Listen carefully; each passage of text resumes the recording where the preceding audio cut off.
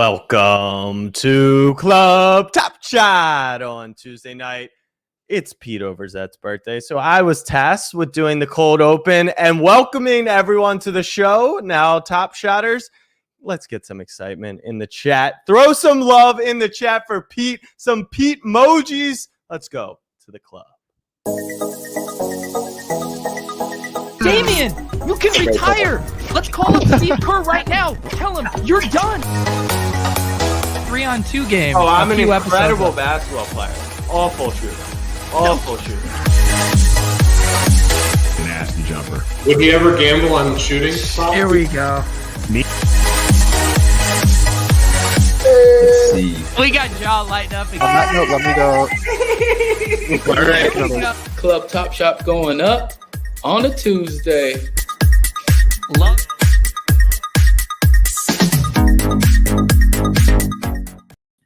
Jack, I'm gonna have you start doing that regularly, man. I like putting my feet up, letting you do the cold open. I'm pissed you left it as just me. I wanted Mike to be on screen because I have to include that Mike looks like a. Does anyone else? He now looks bigger, but next to the balloons and just the way his camera is shooting, it just looks like he's like sitting on the toilet or something. I made a minor adjustment, but it doesn't look great still. I know. Jack immediately came on and started juxtapose shaming Mike here. Mike, did you went out and you got balloons for me? Like, I'm feeling emotional right now. Not just any balloons. These are very Pete Overzet focused. So we have a rocket because you're going to the moon, of course. And thank you, Mike. This one is a disco ball for the club. I love it. And to take the place of the chandelier, which is not behind me right now. And so this was well thought out. There's a dedicated balloon store in my town, and they have like thousands of balloons. So I went in there. I first asked for a chandelier. No good. I asked for a rocket. Here we go. Disco ball. I thought you were getting that in honor of Jennings not being here, saying blasting off, but I like it. So that crossed my mind too, but we can't honor Jennings in absentia here. So a big happy birthday to you, Mr. Overzet. Thank you, Mike. The big 3-4. I will say you do not get enough credit for being such a thoughtful person. I feel like I could name like 10 anecdotes of you going out of your way, being extremely thoughtful. So if you allow me to be sentimental for a second, I've had a few margaritas. Thank you for doing that, Mike. That was very nice of you. He's thoughtful. He's a thought leader. Mike does everything. The whole thing. Yeah. And let's introduce our guest of honor tonight. We have Taylor Stein here, the man who has been crushing it on the Substack. He's covering everything. Top Shot broke some big news earlier this week. Taylor, welcome to the club, my dude. Thanks for having me. And happy birthday. I didn't realize it was your birthday till earlier today. Yeah, where are the Big day. Fucking balloons, dude? Where the fuck are my balloons, Well, Taylor? I was coordinating with MBL earlier today. We were trying to figure out something and we couldn't quite pull it off. I don't know if we want to say what it is. My bad. I kept disappearing on him, but we'll follow up. Okay, Yeah, we'll get there. Right. I'll let you guys do it. And Jack, how are you doing?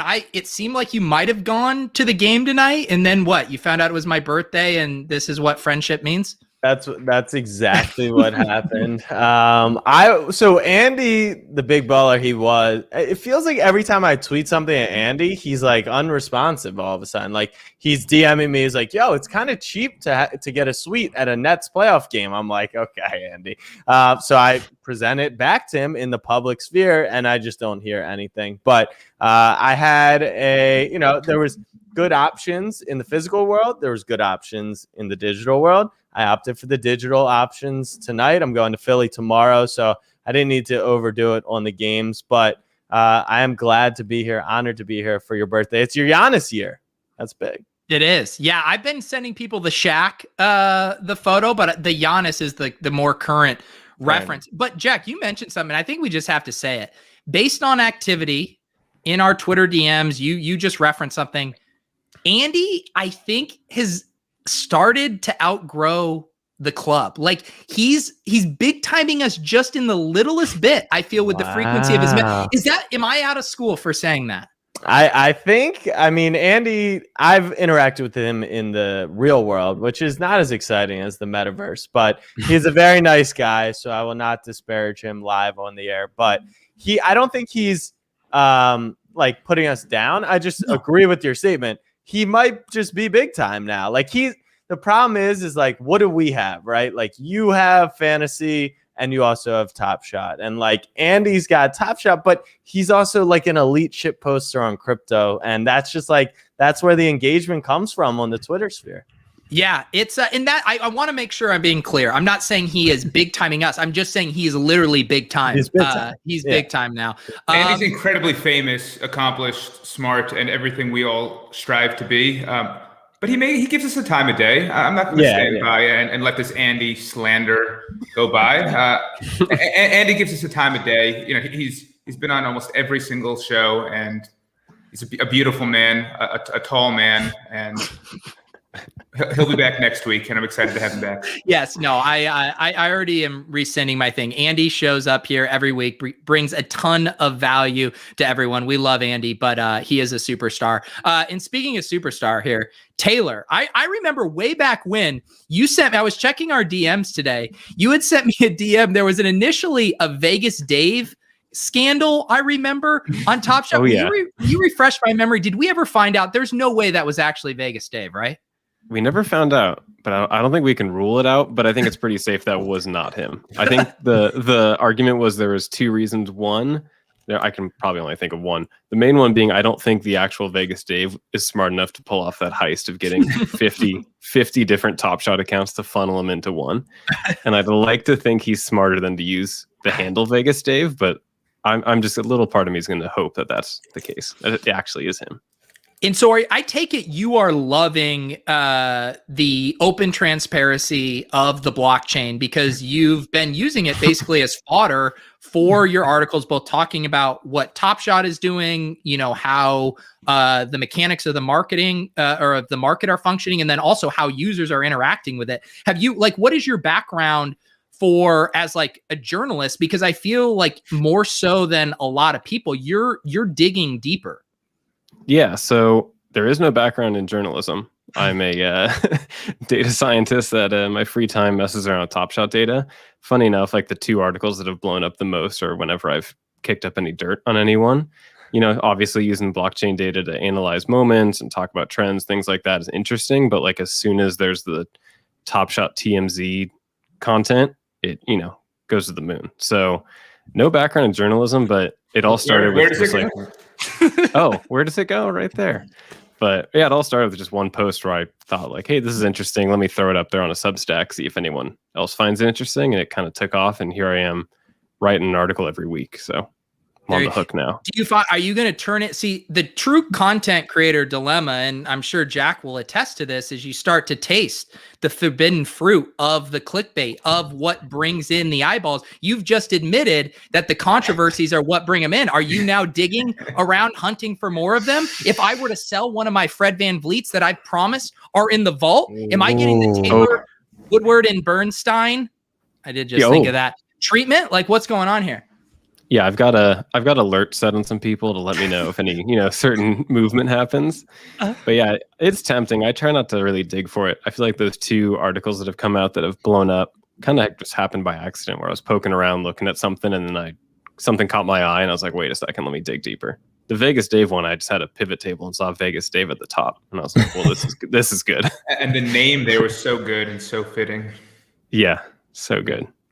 So what there's lots to talk about because TopShot guys obviously released the new collector score stuff. It's been a hot topic of conversation. I know just from kind of reading in the Deposit Kingdom Discord, definitely a lot of people who were upset about that. Feels like they're alienating some set of collectors. I guess let's start, Taylor, right there. What are your thoughts on kind of what they've rolled out here, what it means as far as incentivizing people versus, you know, alienating some collectors?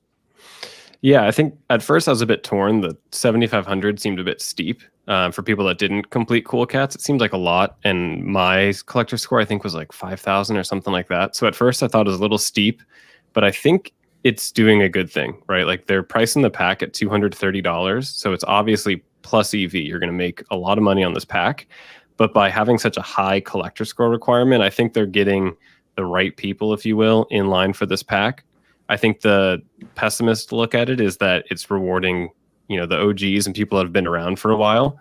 But I think to that point, TopShot's putting out all these ways that you can boost your score, right? They're not saying you got to go spend $5,000 to go hit 7,500. They're giving you ways to collect certain series, certain teams, things like that to boost your score. So, at first I thought it was a little bit steep, but I think it's for the better. And I've, for what it's worth, gone the extra mile to hit the 7,500 so I could qualify for the drop. So there's Jack, what's your collector score? With or without the boost? Without it.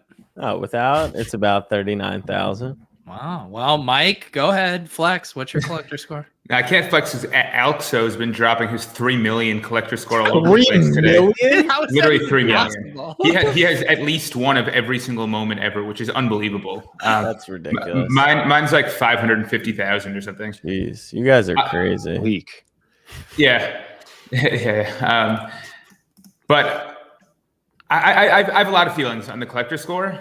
I think part of the challenges, which may be what you're talking about in the Deposit Kingdom Discord, is that essentially anyone who joined before December and hasn't completely yard sailed everything in their collection qualifies pretty easily.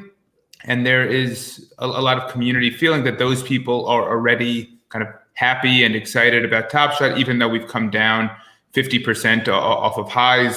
So someone like myself remains up, or someone like anyone who's joined before December remains up in a significant way. And we the early adopters are benefiting from all of this in a pretty significant way, while everyone else is kind of trying to scramble and figure out strange angles to qualify. Where I don't even have to check my collector score. Jack doesn't have to check his collector score. We're automatically in, and so I do think that it's a good move overall to basically, for Dapper to say we want to reward collectors, and the way we will reward collectors is by giving them plus EV packs. Let me ask you, what's your collector score? Squeaked by. I'm like 7,500. Did you? Are you? Yeah. On the nose. Yeah, I did actually. That's actually pretty crazy to me. Is like go on. No, is that you're on the verge of not even being able to get in. I feel like that's kind of prohibiting a lot of people from not being able to get in. Like if you're barely making it, then I can't imagine. I mean, there's what now, 7,000-ish people. I haven't seen the number today. I know it was at like 6,500 yesterday, which is not a lot if they're claiming to have 1 million users. Yeah, and I mean, I haven't sold anything for ages here. What am I? I'm at 70. What is your boost? Is that the LaMelo? Yeah, what's going on Cool here? Cat boost? Yeah, Taylor, I need. You know what I was thinking about earlier with all these challenges and these showcases and collector scores? I was like, I need the equivalent of a TopShot stable boy. I need someone to go through my account, tell me what I need to do, what optimal way. Yeah. Yeah. So Taylor, what are you seeing here? What do I need to do? Honestly, I'm confused. I think that's from the Is it because I have like 150 Fred Van Vliets? Is that what might be confusing you? Did you do Cool Cats? You I did do Cats, Cool right? Cats. Yeah. I don't know How if much Cool was the Cats Cool is in the Cat bonus. bonus? Yeah. Just tell me what. Gotta I'll be in click there. anything for you. I'm an open book here. You can click the They don't show collector you. score. It shows you. No, it doesn't. Yeah, it does. Here you go. Yeah, 9 lives, lounge. 4,000 marketplace bonus for probably losing a lot of 7,000. money. 7,500 for the for losing a lot of money. Well, I mean, we all bought at the top, so like there's shitty buys there. Hang on, I want to hear Taylor say, because I legitimately don't know. You can't offend me whatsoever. Why are you confused? Why am I confused? Yeah, what's confusing about? I didn't realize, because I didn't do Cool Cats. I didn't realize that the 9 Lives Lounge gave you 7,500 points. I thought it just like auto qualified you. I didn't know they just threw in the 7,500 points. Can we talk about that bait stuff, Levitan, and the sentiment over the past few club top shots? Why has the LaMelo Cool Cats challenge been like we need to save everyone who did that? Like, I don't understand it. What about the people who got burned on the All-Star challenge, the other challenge? Like, why is it the LaMelo? It seems like they're making their way through. Now they're helping out the Throwdowns people.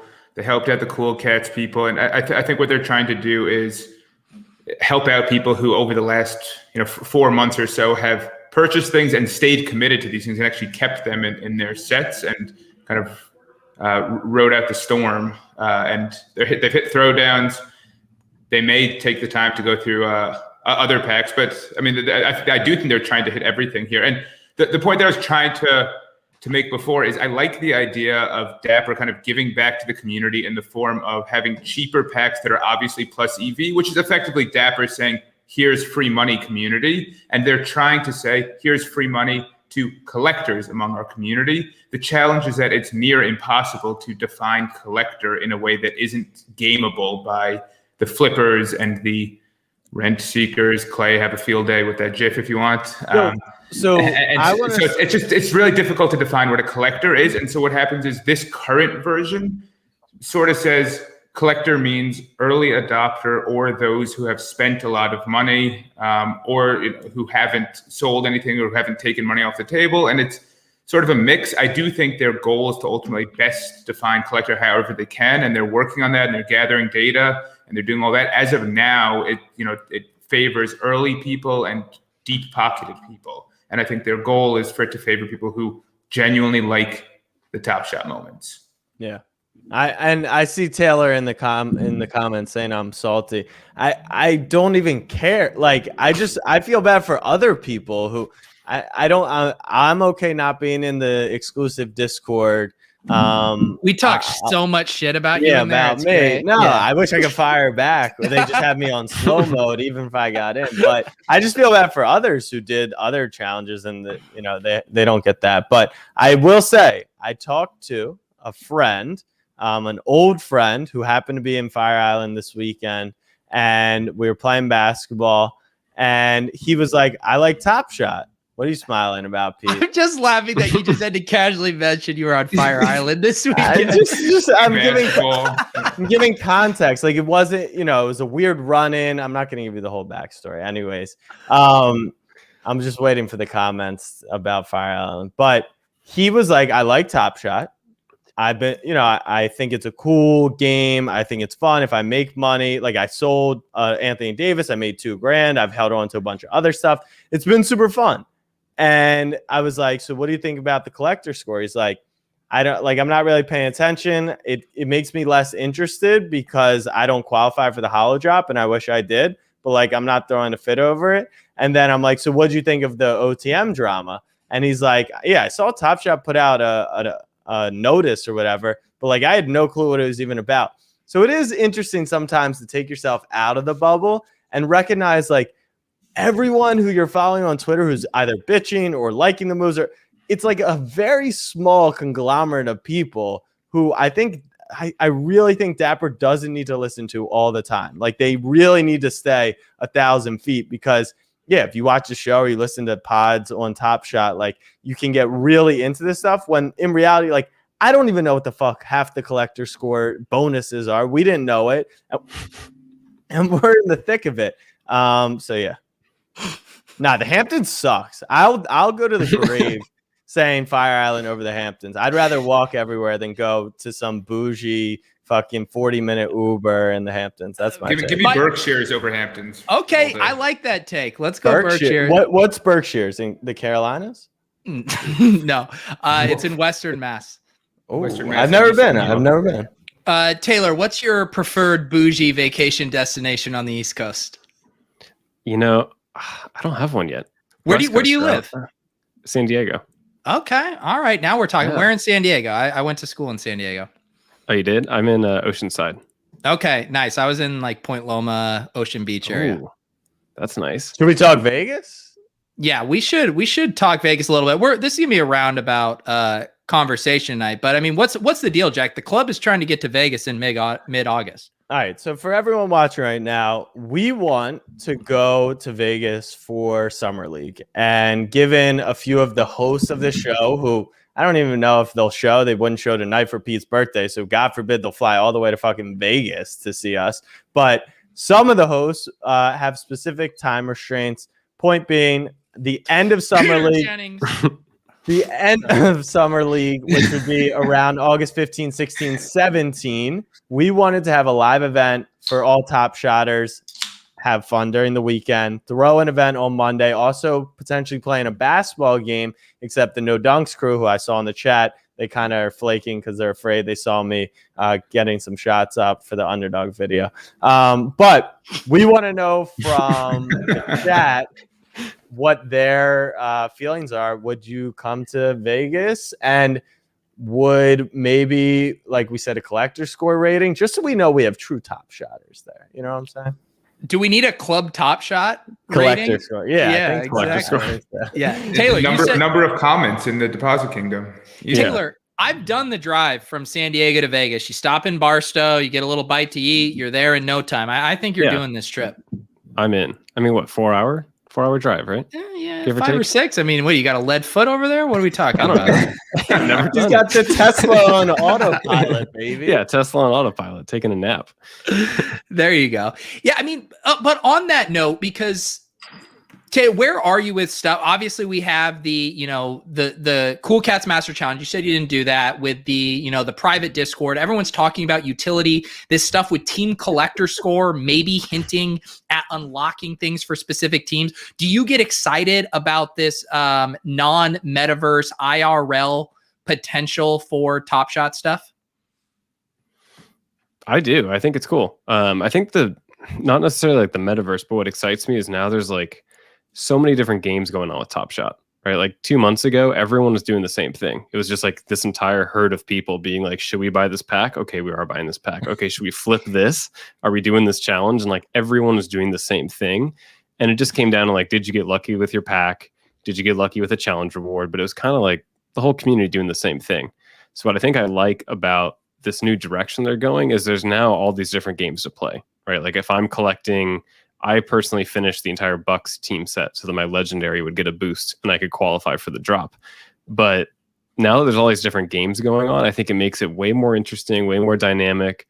Now when I open a pack, if I get, like, I think I may have mentioned in the article, if I pull a Bryn Forbes TopShot debut, I otherwise wouldn't have cared. But now for me, it helps me complete the set. It's a whole lot more interesting. And I think it also brings in the community aspect where you can have friends send you moments to finish a set. Oh my word!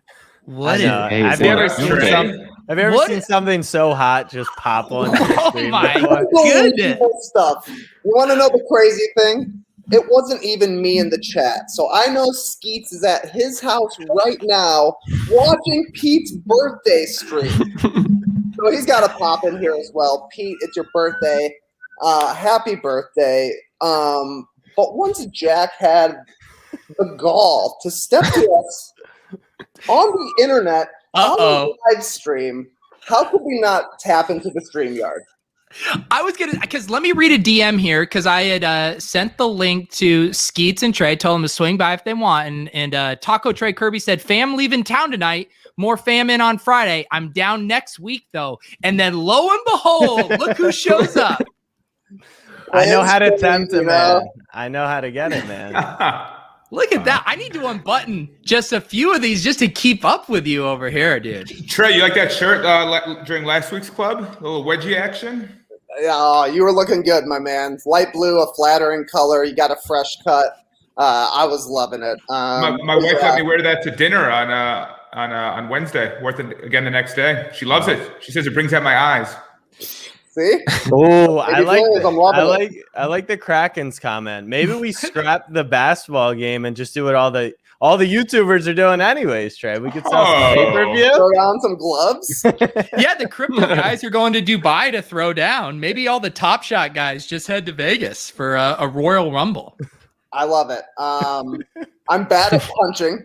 I sliced the tip of my thumb off cutting a bagel 4 weeks ago, and it still hasn't healed. Let's see it, Trey. Can we look at that? Yeah, can we get a look at this here? Yeah, look at this. Hang on, in front. Ooh, Trey. What are you looking at? Yeah, it was the Monaco Grand Prix. Skeets there as well. Couldn't leave. A terrible cut. I was like, you know what? This is our first time. Look at this guy. Look at this guy. Fucking Jack Settlement has the gall Can you believe it? to call us out. Happy birthday, Pete. What's up, man? What's up, dude? guys? I was wondering, how do I get these guys on the stream? Apparently the answer is we talk shit about you guys dodging us. Hey, we're fans. We're watching. I was like, I'm trying to watch the Bucks Nets game here. I was like, maybe I'll jump in at halftime. Then I hear Jack popping up. Oh, these guys are dodging us in Vegas already. And then TK suddenly shows up. Pure pandemonium on your birthday, but had to swing by. Sorry if I interrupted TK or somebody talking there. I would just say a little bit of advice, Trey and Jay. The key is being an NBA TopShot thought leader without feeling the responsibility to ever watch a basketball game. It's really a good gig. Yeah. Don't worry, about 90% of the NBA talking heads already do that. They don't watch a single goddamn second of this. Wait. While Yeah. we have two people who actually know like basketball, which is unique for this stream, can I hear your guys' takes on the All NBA teams? I'm sure you're going to do a million podcasts, so I don't want to steal your content, but some exclusive stuff for the TopShot fans. I can go quickly first. I don't have them in front of me, so I'll try and remember them. I didn't really have that many problems. I was happy personally that Embiid was the second team center, because there was this big movement that you could put him as a forward. I think that's stupid. Just pick between Jokic or Embiid. So I was happy to see that most voters sort of did that. I also was sort of excited that Kyrie did make it. I thought he might get bumped out, but I thought he had a pretty remarkable season. But I know some people hate Kyrie, and he was taking like some days off when he was he basically treats the NBA like a normal job, which is hilarious. He's like, I'm just gonna take a Monday off, make it a long weekend. But I thought he was incredible, so I was happy he was in there. I didn't really have any like major issues with the 15 guys. Also, a couple months ago, or I guess a month ago, I named 10 All NBA teams, like true sicko fashion. Like, forget 3. Let's go to 10 so everybody can get some love. And I still had snubs. Trey, I don't know. Did you have any issues with them? We'll talk about it on tomorrow's No Dunks podcast. What did you think? I was shocked to see no Zach LaVine on the All-NBA team. I couldn't believe it. I was actually, the biggest surprise to me was Kawhi on the first team. But I was happy to see that. He's just been pretty slept on, but he's turning it on here in the playoffs. He's got the All-NBA first team nod.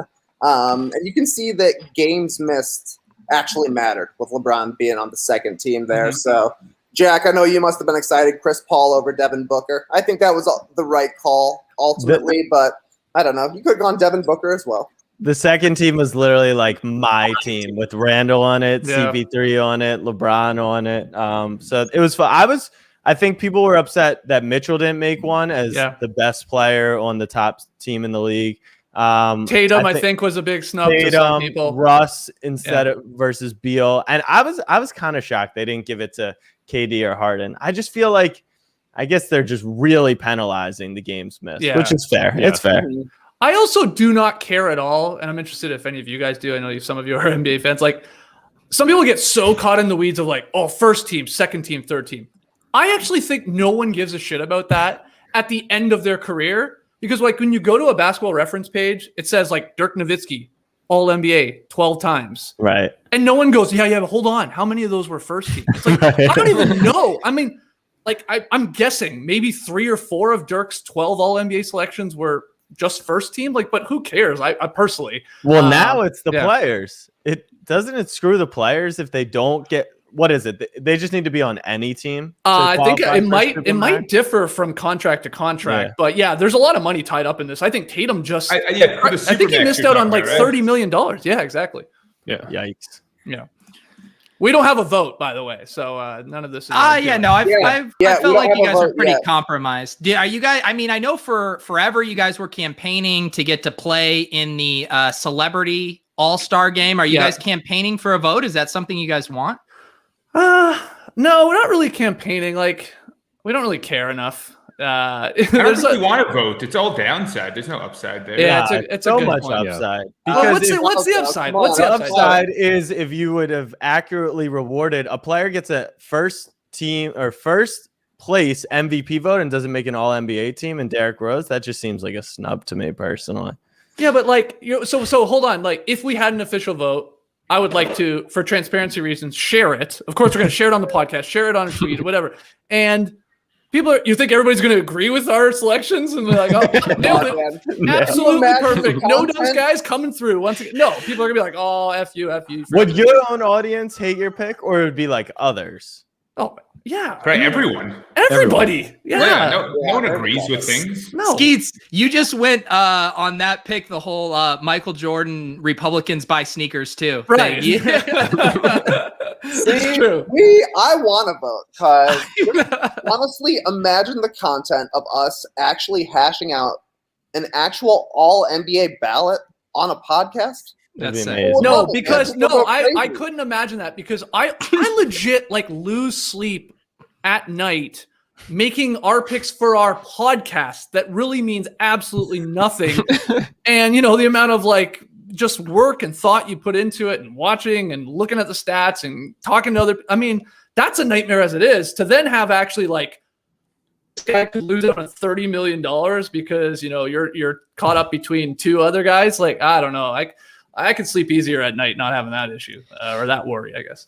Trey, talk to me about this because a big moment in TopShot. I got gifted one of these today. I mean, we talk about, being a true influencer. I mean, getting a wedgie TopShot moment. I mean, that has No Dunk's fingerprints all over it. That was a blessed moment. Honestly, like I want to own the moment of owning that moment. Just I couldn't believe it happened. Like, I don't know. 30 years from now, when we're inducted into the Basketball Hall of Fame, the first basketball podcast inducted into the Hall of Fame. You laugh now, but think about it. I like it. I love it. One of our legacies is going to be the wedgie.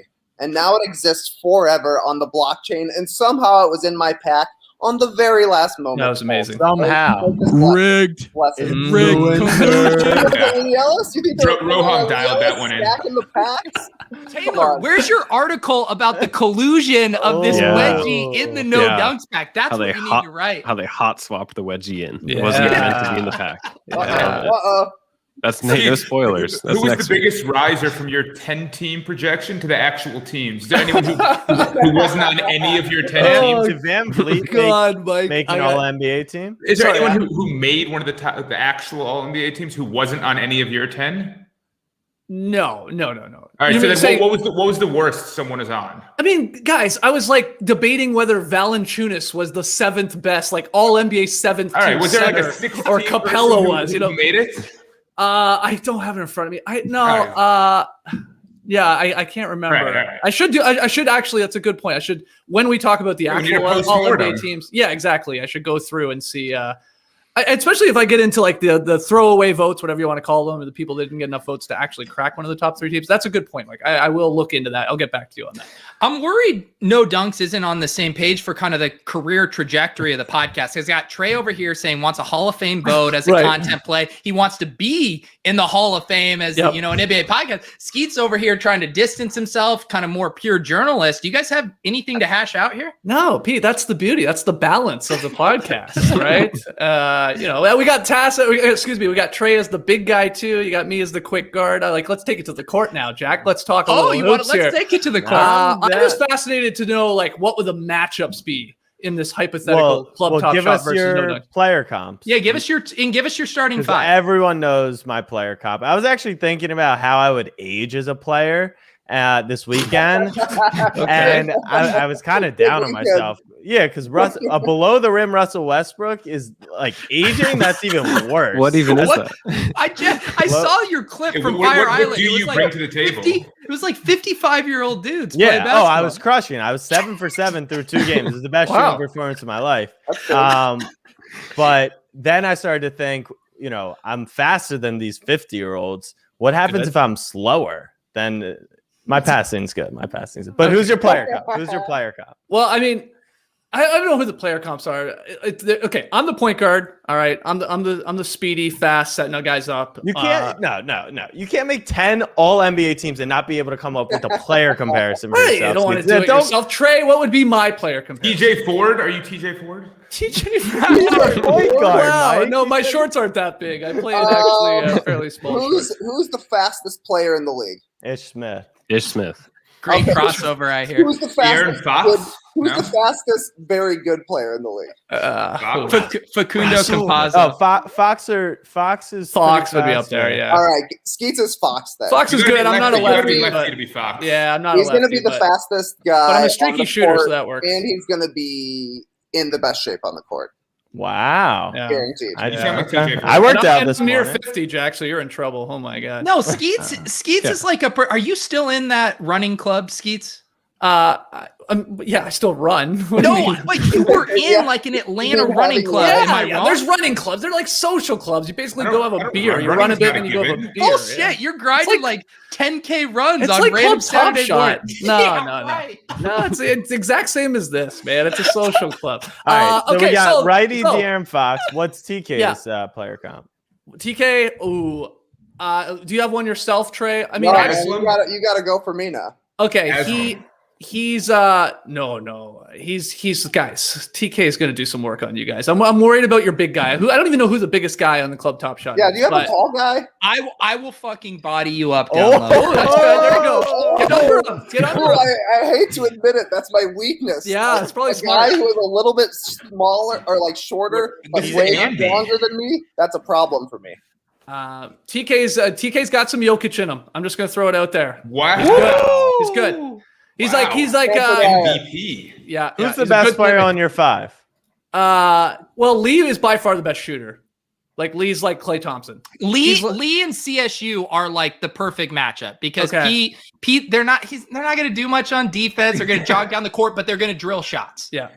Lee's like a machine. Like he's sort of scary automatic. Like just like his whole brain works that way. And just his shooting mechanics are pretty pure. So he legit shot around with Steph Curry, and like Curry is actually, this is going to sound really weird, but when we were the starters, we did a whole like all-star weekend show. And we were talking about the 3-point contest, and Leigh is like a diehard 3-point geek, right? And he like pointed out during the show about like former like champions of it and like ball selection, like going across their body and where they come up on the rack and all this, right? Like crazy detailed stuff. It aired before Saturday night's all-star competitions.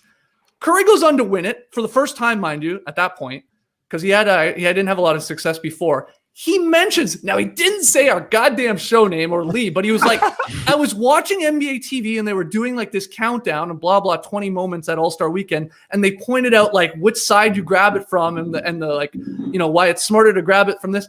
And so he helped Steph Curry win the 3-point contest. And then they shot around and, Leigh actually had some success shooting with them. Oh my God, way to pull up the clip. You guys, is this him? Contest. This is Leigh. This is Leigh. Ooh, I don't know what year you got here. Ooh. This is E-Dog. This is one of his worst years. Yeah, this is brutal. Go to his good one, Pete. Go to his good one. I mean, this is the first one I Googled. That's true. Yeah, I mean, his best year was 19 of 25. Yeah. NBA threes. These are NBA threes. So it's tough. They're far. Can I ask you a question? What the fuck is NBA California YouTube? Unless the key is not regulation. That's not an NBA. No, this one is not NBA. This one is not. We upgraded. This is year one. We upgraded as we went on. Hang on, real quick. Does NBA have YouTube channels in every state? Like, what is NBA? So that's someone ripping off the starters there. He shoots like Bruce Bowen. This is series one, the starters, before we were officially on YouTube, and everything lived there. So this is that's a good point. Do we have tape on either of you two fellas? There you go. There's some other. We had Trey's backyard shots. I saw that. What do I search to see a little no dunks pickup action? Is there any video? There are a lot of social stuff. I don't know if there's any on YouTube. I don't know. Look at that shirt. Jesus, look at this. Yeah, maybe this one's a bit better. Here you go. He's got a stroke. No, he's good. He is legit good. Although these are like, it's of course, brutal clips. Let's also talk about. I mean, is this a NBA 3-point line or college? Yeah, this is NBA. No, these are NBA. This is 100%. That's hard. Yeah, NBA hard is like. I mean, it's. He's exhausted at this point. Yeah. Yeah, he's terribly tired. I think he heats up here if I remember correctly. Yeah. Here Look you at go.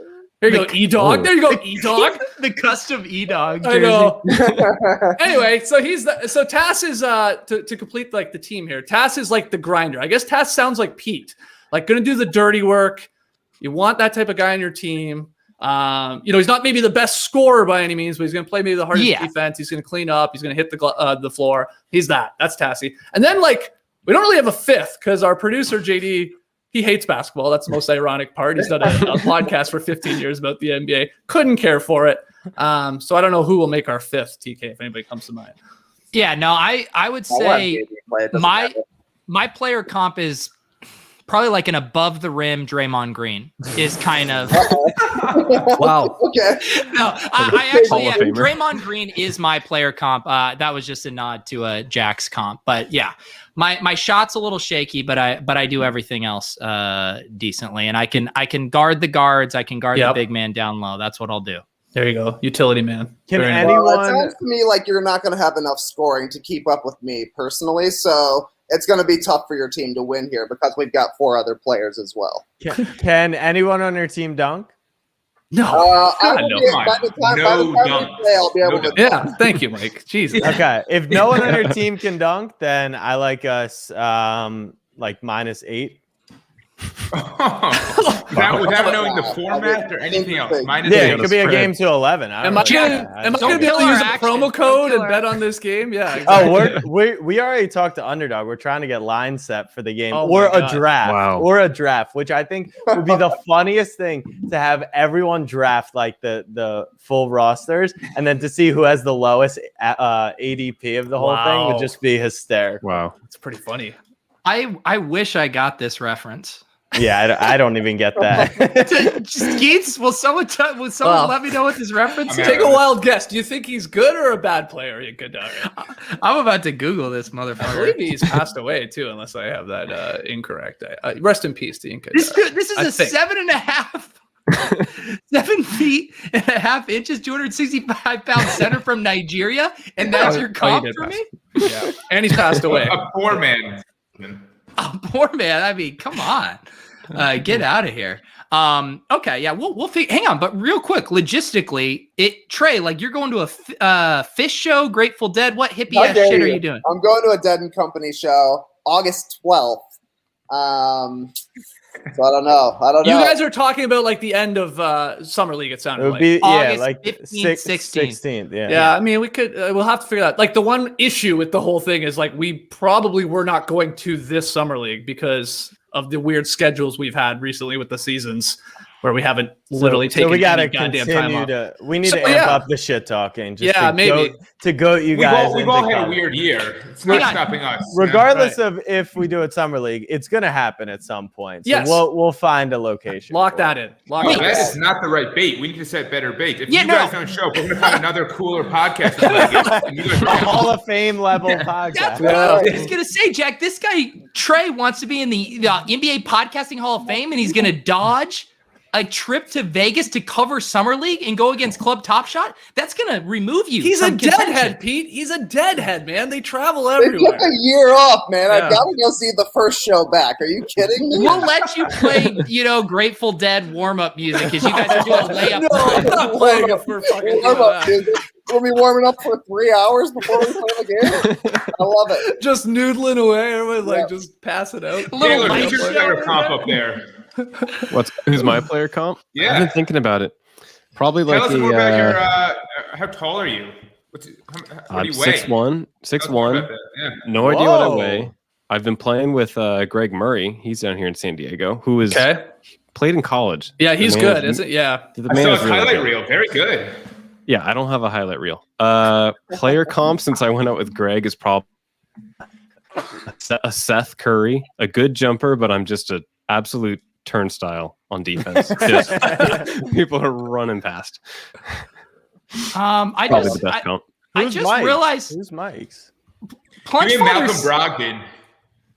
Plungefather said it in the chat earlier, but I just realized Greg Murray went to my university that only had 2,600 people, random ass small school, and was on the basketball team. We literally overlapped. We were This is blowing my mind right now. I'll pull it up here. Why isn't Greg? Is Greg too big time to reach out to me? Your college? This is my university. Wow. Fucking Point Loma Nazarene University, and Greg Murray's not going to tell me that he Greg went Murray? there. That's an incredible picture. Greg keeps it low. Greg keeps it very low key. We play at the park, and he doesn't wear any college gear. He has his teammates come with him, and we just roll at pickup. He doesn't tell anyone that he played in college. 6'5". I mean, come on, Greg. You've been holding out on me this whole time. It's a great picture in front of the ocean. It's beautiful. This is crazy. Gorgeous. So what? The winner of our game has to play the first mint or something like that? No. Greg, you're now on Club Top Shot. No. Everybody's just going to be adding guests for the next year to up their ringer quotient. All right, we'll get who can we add? We could add a couple NBA Roz players. We could add Brent Barry. We could go get Matt Bonner. I don't like this Matt game. Bonner on What the do you mean? podcast. We'll take Damian Lee all day long. Ooh, current Galabrini. Yep. Raz. We have Raz. Oh, Roz is good. Oh yeah. yeah. Raz is good. Yeah, this is getting out of control now. Yeah. No. Let's keep it 4-on-4, 5-on-5, guys. I like our chances a lot better. All right, I'm gonna go get a beer, and when I come back, we better have a date on the books for this game. Oh my god. I'm nursing one beer. My match with Levitan is 3 days from now, so this will be my last drink practice for that. It's on Friday. This Friday. Friday, 11 a.m. Are you feeling confident? I'm feeling great. Feeling very good. Feeling sharp. I'm playing tomorrow morning, my final tune-up. You're taking an off day on Thursday. Yeah, absolutely. Gotta be fresh. Yeah. Well, you would play on Thursday before the match on Friday? You idiot. No, that's a good point. Nobody likes a back-to-back. Yeah. They're trying to get rid of them. Yeah. That affects the betting line. Where Skeets, Trey? What's your take on the collector score? All the new stuff going on. I don't want a sensitive subject. Now I gotta leave. Now that we're done talking trash, I gotta leave.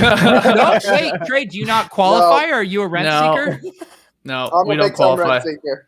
You haven't gotten enough influencer packs to qualify for the holo drop? I'm not qualified yet, but I'm like, should I buy 1 billion Charlotte Hornets moan? Maybe I should. Malik Monk. Honestly, Pete, I can't believe this. I've been waiting to drop the knowledge in the Deposit Kingdom Discord. I'm getting my own water heater, buddy. You got an offer down? I'm getting my own water heater next week. I'm going for my final walkthrough. I was going to drop the picture, but it's a special night, so I had to break the news early on the biggest news-breaking podcast out there. So, yeah, I've got a couple other things on my mind right now for collector's score. My water heater score is going to 1, so I'm excited. Congratulations. Real quick, Skeets, are you familiar with this bit? I'm like vaguely familiar, yeah. I sort of know what you're talking about, just enough to like sit here and nod, have a drink of my beer, and be like, all right, I don't For know. the people who are familiar, in the Deposit Kingdom Discord, we have lots of great channels, TopShot, fantasy, betting, all this. There's one channel just called Memes. And Trey Kirby, I don't even know how it started, but his only activity in the Discord is posting pictures of water heaters he sees at open houses. And we are all now extremely invested in him purchasing a home and having a great water heater. Sure. So he just leaked, and let's not say water heater and leaked in the same sentence. Don't do that. He just leaked that we have a new water heater photo coming. Photo. Yeah, and I see the people in the chat are asking, is it tankless? And I hate to admit this. I bought it sight unseen. Wow. It's that kind of water market. heater. I saw the rest of the house, but I haven't actually laid eyes on the water heater, so I don't know. So, coming next week, new rare water heaters dropping next week. Yeah, it's a hot Atlanta market, real estate market right now. You sight unseen. You got to buy that house and the water heater that comes with it. Right. Yeah, wow. Yeah. Good move. The chat is worried for you, dude, with this sight unseen no, water people heater. are Yeah. Don't worry. If it happens to have a tank, I'm adding tankless water heater. Very high on the list of upgrades. I want to do it for the community. There you go. Well, but all seriousness aside, congratulations. It sounds like you have a lot going on. NBA playoffs, family coming in and out of town, and buying a new house. And even more working backstage, Pete. It's been a big month ever since Mercury went into retrograde. We had to lock some things down, and we're riding the wave now. Summer is here. It's a good time.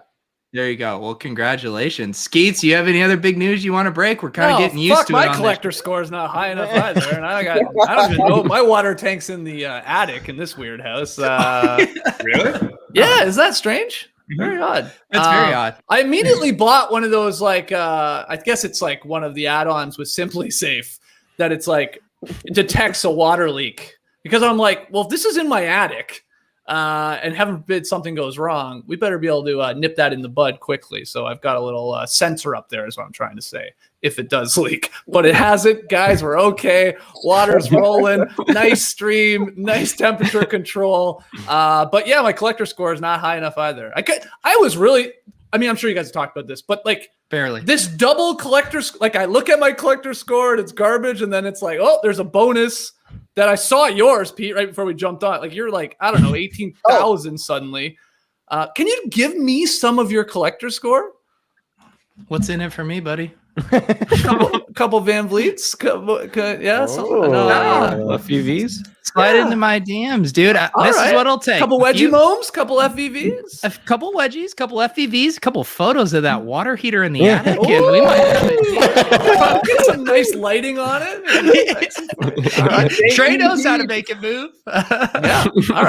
All right, we'll talk. How's your water pressure? Do you have like particularly good water pressure with the water heater? Back to the tank. Pretty good. Yeah. No problems. I've never heard of this concept. It's kind of interesting. Yeah, I mean, we don't have I don't have a basement in this house, right? So there's a crawl space, so it's not gonna, I guess, be down there. Yeah, I thought it was weird too, Mike. I was like, this is strange, but that's where it is. That's where the water pressure angle, though. That if you're ever selling the place, that's the angle you got to take. Great water, like pressure. gravity. Yeah, that's right. Yeah, it's a good point. Yeah, and the pressure checks out. So yeah, everybody get your water heaters up in your attic. What about team scores? Are you guys going? I mean, you got your Raptors. I mean, are you guys Trey? You got your Bulls? Are you trying to complete these? I gotta get the Jimmy Butler run it back, and then it's game over for the Bulls. That's basically what I'm waiting on, and. You know. Sometimes you got to buy a house. Sometimes you got to buy it back. Hey, Taylor, you probably know this. Like, how many people are going to be qualifying for this too? Like, that's my issue at this point. It's like I'm not that far off where I'm sure I could get there, but I'm like, I don't know. It's just going to be taking a shot in the dark here at even getting a pack. Yeah. I think last I saw it was like high 6,000, 7,000. I bet it's going to end up around 10K by Thursday. Maybe a little for how many packs? 2,500. Yeah. You're probably looking at 1 in 4. 1 in 4. Yeah. I'm not a lucky What do you think's the EV on the packs? 1,200 probably. I don't know. Because it's what it's worth. Because it's a cheaper pack, right? They dropped it down. It's only 230. That's big. So. Could be worth it even for a 1 in 4 shot. Now you're talking. So what I just got to like really lean into probably like if I'm at, I mean, off the top of my head, it's like 5,500, 5,600. Like, can I even get there? Or just not having enough, I guess. If you have like a legendary and then you can complete that team, you'll get there. Like I was 2K short.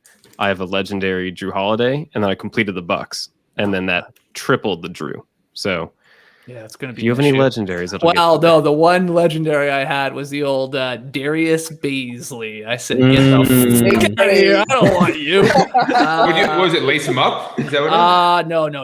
It was. I mean, it was a holo. Yeah, it was a holo. Yeah.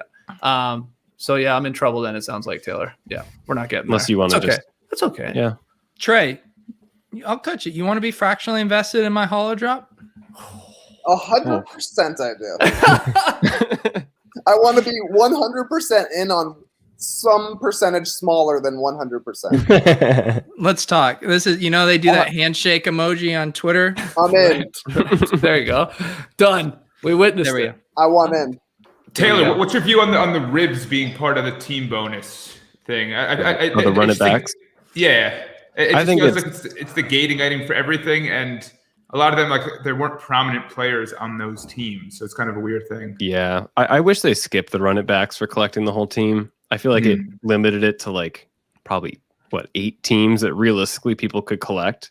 And once you start including run it back, it's like if I'm an actual OKC fan, you're gonna make me go buy a KD run it back, right, for 20 grand or whatever. That's just brutal. So I think they should have left run it back out of there. What if it gets to the point where the team set does become like hyper important? Like they reserve 5 seats in OKC's arena, and like there's literally 275 of those Durant moments, like ever. Like that would be pretty fucking nuts to have to get that. Like Ginobili has 190 of them.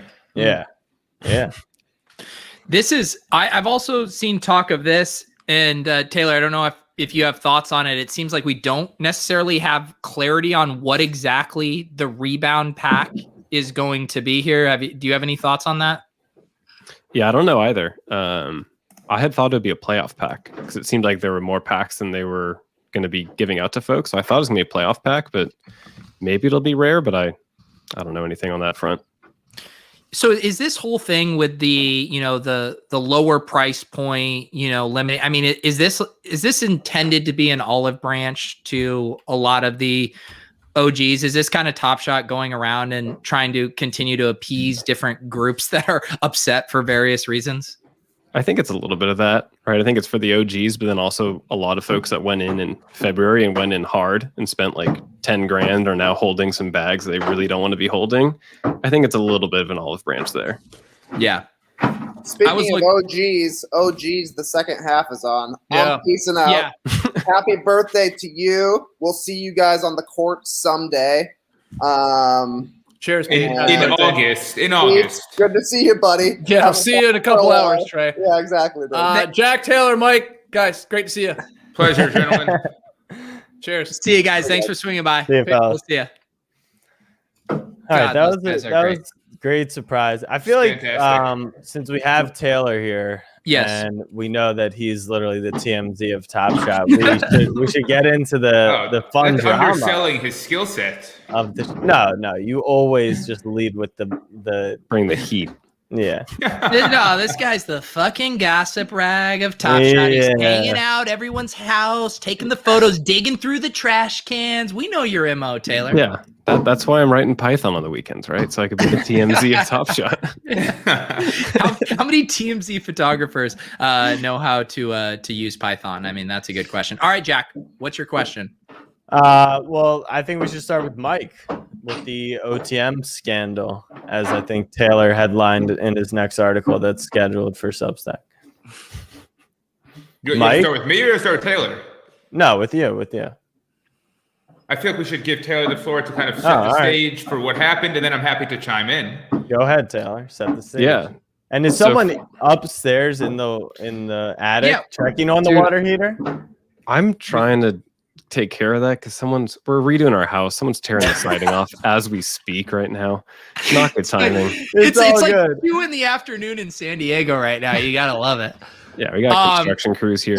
Let me ask Taylor a more concrete question here. Let's start. Let's set the stage here. You were doing research on explain exactly what you were doing research on, what you uncovered. Let's walk through this. Yeah, so I was doing research on essentially who was buying up these bottleneck moments for the team challenges. There's a handful of teams where there's like one player or two that have an S1 Series 1 moment only. So it cost a bit more, but it was still attainable. So I was just looking at how many people were buying up those moments in the first, I think I said hour after TopShot made the announcement. And the vast majority of people bought 1 or 2 moments, likely like completing their set, saying, okay, I need a Torrey Craig. I'm going to go buy a Torrey Craig. And when I looked at it, I found there was 2 accounts that bought way more than the rest. There was one account that bought 22 and one that bought 23 of those bottleneck moments. And the short of it is one of them turned out to be the Own the Moment account, Justin's account. And the part that would make that interesting is that they had an interview with Jacob early in the morning where he sort of listed out all the requirements of the bonuses. And while they waited half an hour after the announcement to go ahead and buy those, I think the part that sort of stuck with me was that they still had 10 hours to identify what those bottlenecks were, right? Like we're on the show talking about how confusing all the bonuses are. It took me half an hour to see the post, took me about an hour to read it and even start to wrap my head around the bonuses. So that's what sort of rubbed me the wrong way, was that some folks had such an advantage to like figure out what the hell was going on. I was just about to ask, because I know do you personally calculate the EV of packs in some of these spots, or is that not something you do? Every now and then, yeah. Yeah, because I was going to ask, like in general, what is a realistic time frame to crunch those numbers? Is not a numbers guy. I have no frame of reference of how long that takes. So like when I wrote this article and I wrapped my head around all the bonuses, it took me about half an hour to actually find the bottlenecks, like go through and find the players that just had one moment. So it took half an hour to do that, but I think it's a whole different ballgame from doing that and assuming people did that right when the announcement was made by TopShot, because people still had to read the article, process it. And I think that's still like an hour and a half, 2 hour process to really wrap your head around it. Yeah. And so, yeah, and I know there were 2 community leads for TopShot. Jacob did the interview with the On the Moment guys. I believe Alan, who we've had on the show, great dude, did the show with the First Mint in LG. And then they moved quickly on there. I mean, so then how did you end up, putting the pieces together? Was it just you happened to see that they had done the podcast? What was the light bulb moment for you? I think I remember the TopShot made the announcement, Twitter was blowing up, and I saw right away that LG had an interview with Alan, and then On the Moment had a pre-recorded thing with Jacob. And I was like, oh, that's cool. Interesting, content creators are getting early access. I think at the time I thought it was actually good. I was like, hey, this is cool. When TopShot breaks news, now we get to have like other forms of media popping up, like a podcast and a YouTube live stream, all right then and there. So I was all for it. It was just later that, I think it was that night when I was doing the analysis to see how many people were buying up those bottlenecks, that I was like, ooh, On the Moment, they knew about this early. That's not good. So it's, these articles are less like I'm digging up dirt on people. It's more like I'm doing my own work, and sometimes here and there I stumble upon something that I'm like, ooh, that's interesting. And we haven't mentioned the complicated part, which is that Dapper is invested in them. And I think that's what really took people for a little spin, because like you said, people are getting early access to content creation. I think is generally a positive thing. So when the news drops, people are already kind of breaking it down. Like, I think the more data that's out there is more fun. But I think that's what ran people the wrong way. So yeah. There's a question in the account, and I actually didn't know about this. Other people are asking, who was the other account? Do you know? Yeah, I don't have it on me. I looked it up, and it was some account that I didn't recognize. Oddly enough, when I looked it up on Live Token, they like changed their TopShot username right away. So I don't know if they thought they were doing something interesting. I don't know. I didn't dig into it anymore, but I know the On the Moment guys, right? I didn't mean anything bad. Doing the article, I think they meant well. They just made a bad judgment call. But they mentioned how they shared it to their Discord, and I assume that's someone from their Discord who got the bottleneck information, then sort of went to town.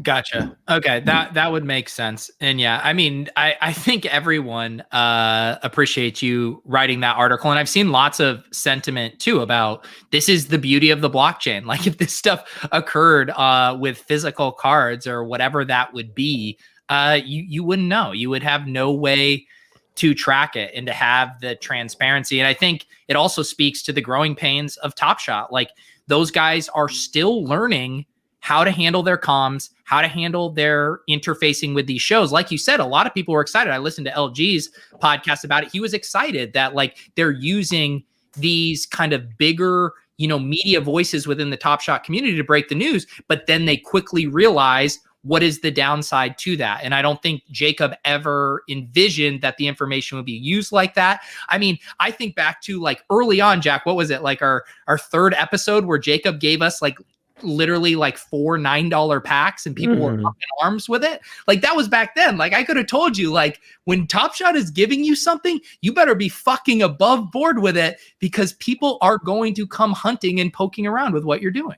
No doubt. And I'll be honest, I think 6 months ago they weren't great at it, and clearly, like, they've always done it. I prefer it because this is how I operate. They don't really operate in a very like where you're signing something to release that information. They're kind of on a trust basis, and you can't always trust everyone. It's not lazy on their part, but it's now, I feel like we talk about this all the time. Like, once you reach a certain point, $7.5 million or $7.5 billion valuation, you kind of gotta do things a different way than when you're in the startup phase, and you can kind of run and gun and do it. So it doesn't surprise me that this ended up happening at all.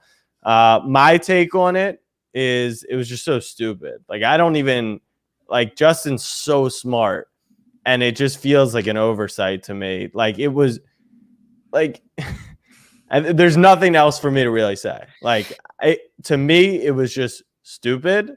He made a mistake, and I think that's kind of the end of it for me, at least. But yeah, I don't think there's like, I'm not going to break down his apology as if he's the president. We got to look at his cues that are coming from his eyes and his hand.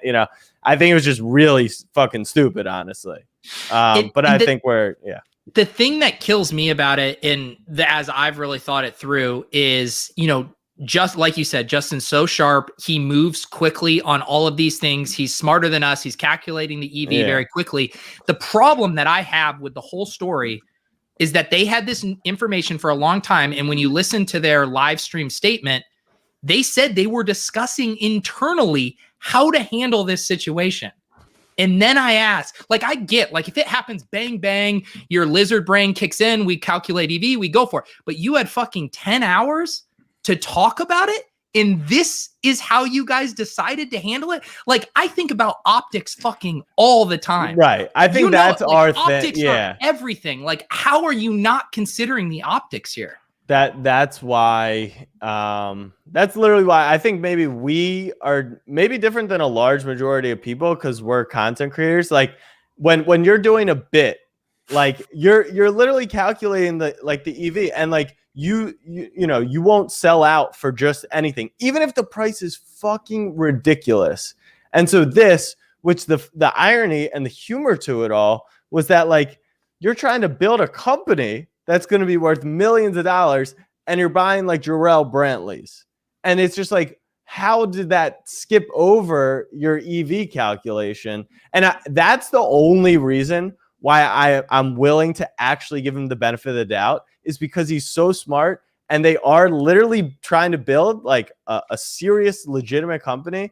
And he got caught up in the Jarrell Brantleys of the world for $200. What was he going to make? $50 times 23.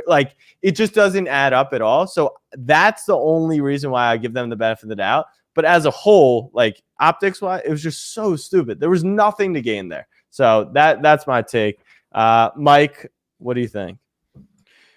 Okay, so disclaimer for those who don't know, I am invested in Own the Moment. I will try to be as unbiased as possible, but everyone shoot holes in my answers if you feel like I am being biased anyway. So first and foremost, I think that, as you guys both highlighted, Pete and Jack, I think that as someone who has the privilege of that kind of information and a platform to share other information, your primary goal should be to look out for those you're sharing information for.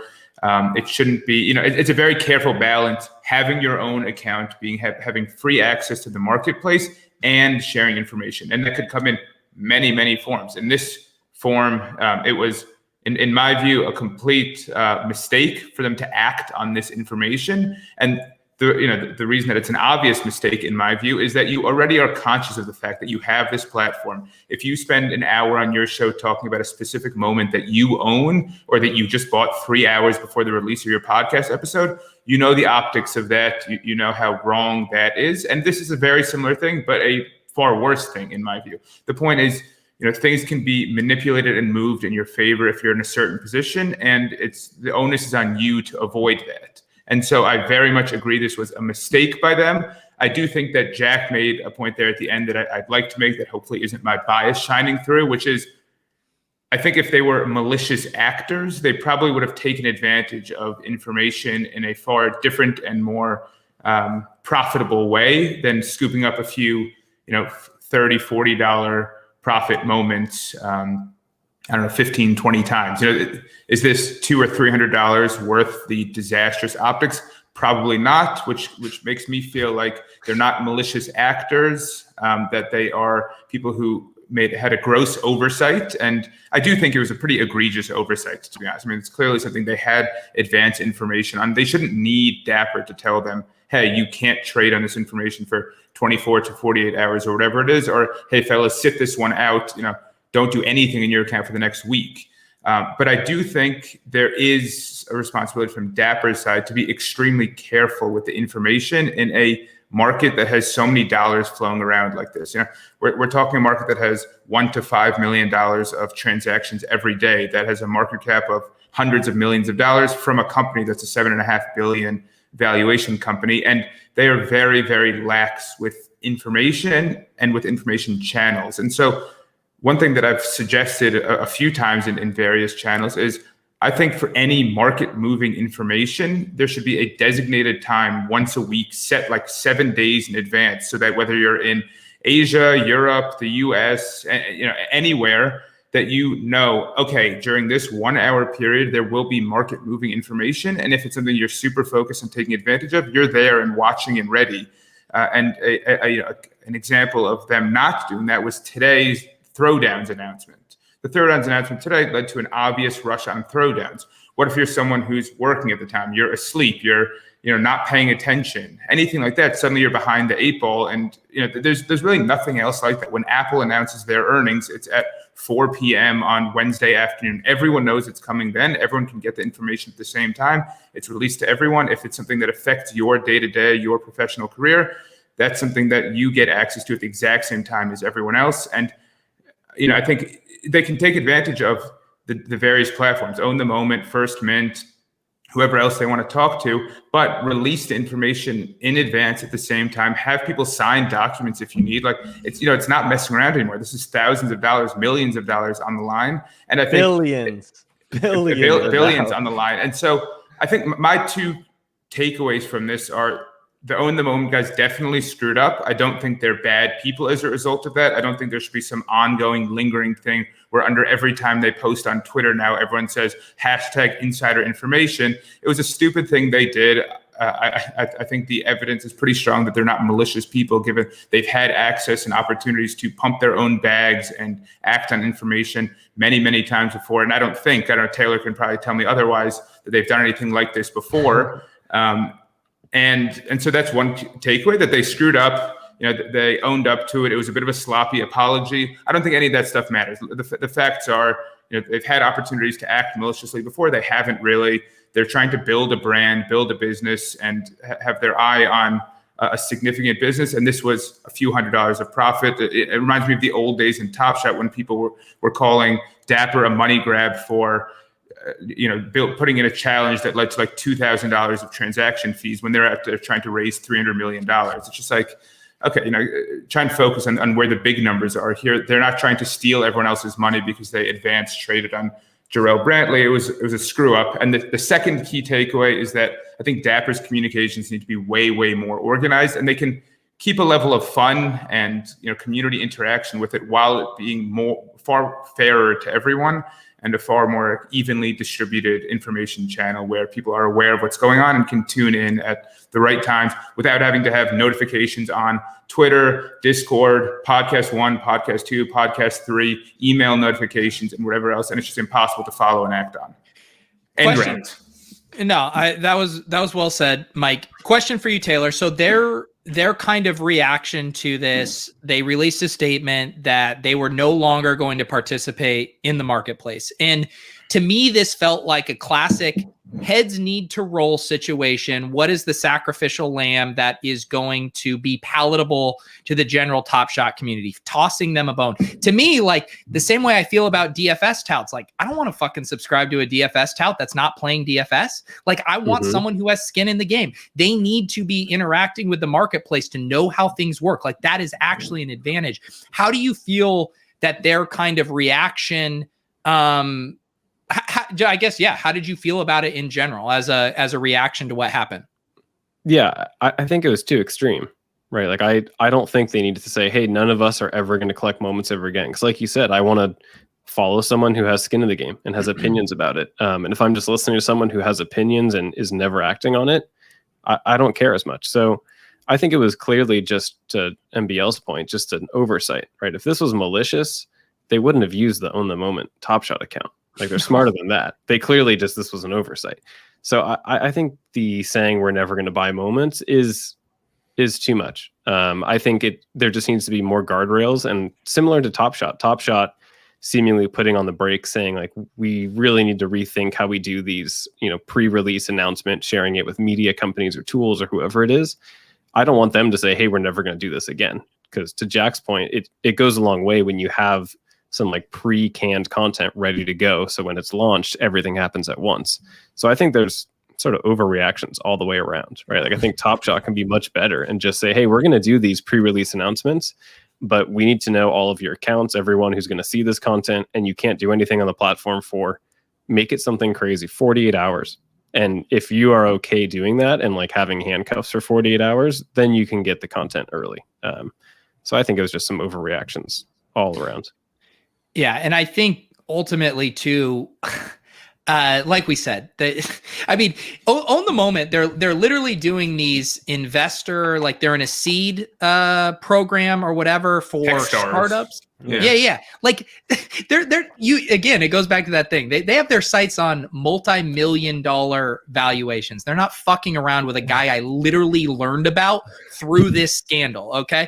But it goes to say, like, I think it more goes back to the TopShot too, and the growing pains of like, they're trying new models for releasing information, connecting with the community. It's been both a double-edged sword, right? It's what also makes us love TopShot. They're willing to interact with us. You can write to Roham on Twitter and he'll probably reply to you. Like, we do appreciate that part of it, but they also learned the hard way. This is the other side of that sword.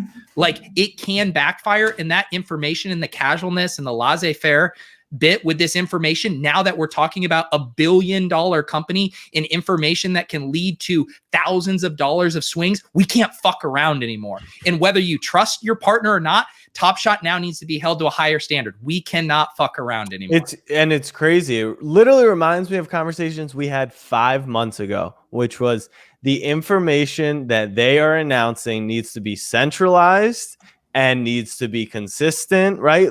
How often do we talk about it's a tweet here, it's a message from this person at that, like at this point, it's a bit ridiculous that all this shit happens. I feel like people are left out to dry all the time. I admittedly just have not been as into it, because if you're not paying attention to it 24 hours a day, it feels like you're at a massive disadvantage, and it's too late. The throwdowns, if you were off your phone for 30 minutes, I feel like you lost out on that opportunity. So they need to work on their shit. Like I said, I did see some questions in the chat, like, as an investor, did you lose trust? Like, Herzig's still a good guy. Like, yeah, this doesn't change my opinion on Justin Herzig as a human being. And number two, do I still trust the company? Like, absolutely. It's literally a mistake. Like, it's a mistake. It was stupid. It was like when fucking Giannis shoots a 3-pointer. It's a stupid mistake, right? Just stop making the mistake. So I'm still bullish on everything TopShot, on OTM, all that stuff, but it was a mistake. That's kind of my piece. Jack, to your point about missing the throwdowns information, I hope that this is like TopShot growing pains, and they're still figuring out how they centralize all this, and NBL, to your point, that they need to have like dedicated times or whatever it is, something dedicated for this information. I hope that it's just growing pains, because what I don't want it to be is venture capital money that's like, hey, you need to get all your users absolutely hooked on this product. Or if you're not thinking about TopShot 24/7, if you're not constantly on Discord, Twitter, on the website, like, you're going to miss out. I hope it's not that. I hope it's just an oversight and that it's just growing pains. And that was my thing. I think I said that last week too. I mean, like, at the end of the day, it's still a fucking collectible. Like, I don't need to be engaging with this every hour on the hour. I can put it on my shelf and admire it every now and again. You know, like, I do think that thing has to be part of it. And it's a good point, right? Like, investors expect hockey stick growth. You see companies make suboptimal decisions because they have to get the investors the returns on that. And you definitely hope that doesn't help or happen to TopShot. And we've even made fun of Roham saying, like, this is a 100-year project. I'm not going to be around in 100 years for the end of this project, but I think it speaks to what they are trying to build. And it also says, like, we can't be making short-term mistakes like this when we're playing such a longer game. Totally. Taylor, well, I know you got to get going here. We appreciate you hopping on. You're crushing it over at the Substack. I have the link down below. Any other promos here for what you're working on? No, that's just about it. Check out the Substack, mintedmoment.substack.com. And if you guys have ideas about articles, things you want to see, just reach out to me on Twitter. My handle's right here, Taylor. Yeah, Taylor I have one. Oh. I have one. Everyone follow Taylor. Sorry for cutting off, but I need a hit piece on Dapper's selection of Noah Manuel quickly holo. I mean, that's fucking blasphemous. You want to build a 100-year product? Why don't you put a holo in his rookie year of a Hall of Fame fucking player? I don't understand. Still to this day, I don't get who's selected. I actually do feel a certain way about why didn't all like I do think every rookie should have like every kind of tier. Is there any reason that they didn't go ahead and do that? Who was the Nick for this drop? Because it's 3 right across holo icons. It's 1 per team, 3 drops. So who are the 3 Nicks? I know Obi Toppin get one. If these 2 Knicks fans can't answer this question, they're not actually Knicks fans. Yeah, no, I don't know. I even went through the whole fucking thread of who's getting a holo. So what's the system? They get a holo, a base, and an MGLE. I know quickly is the MGLE.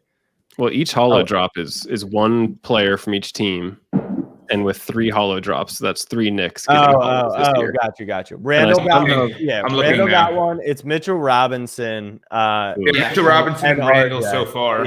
Yeah. So it's RJ. Really should have been like Randall quickly and Top.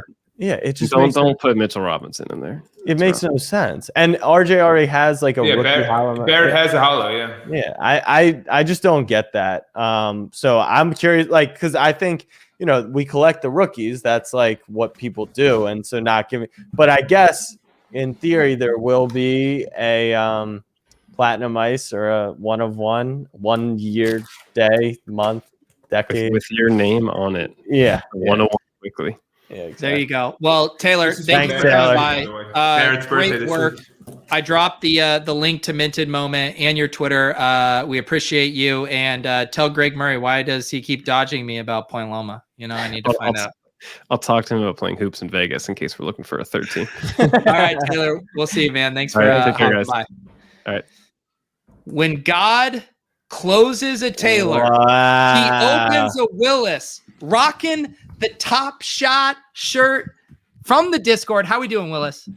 Doing good, guys. How are you? We're doing good, man. Willis, one of the OGs, been grinding. You've been watching ship chasing highlights today. You're broadcasting from Georgia, correct? I'm in Alabama. Alabama. I'm sorry, I mixed up my southern states there. It's okay.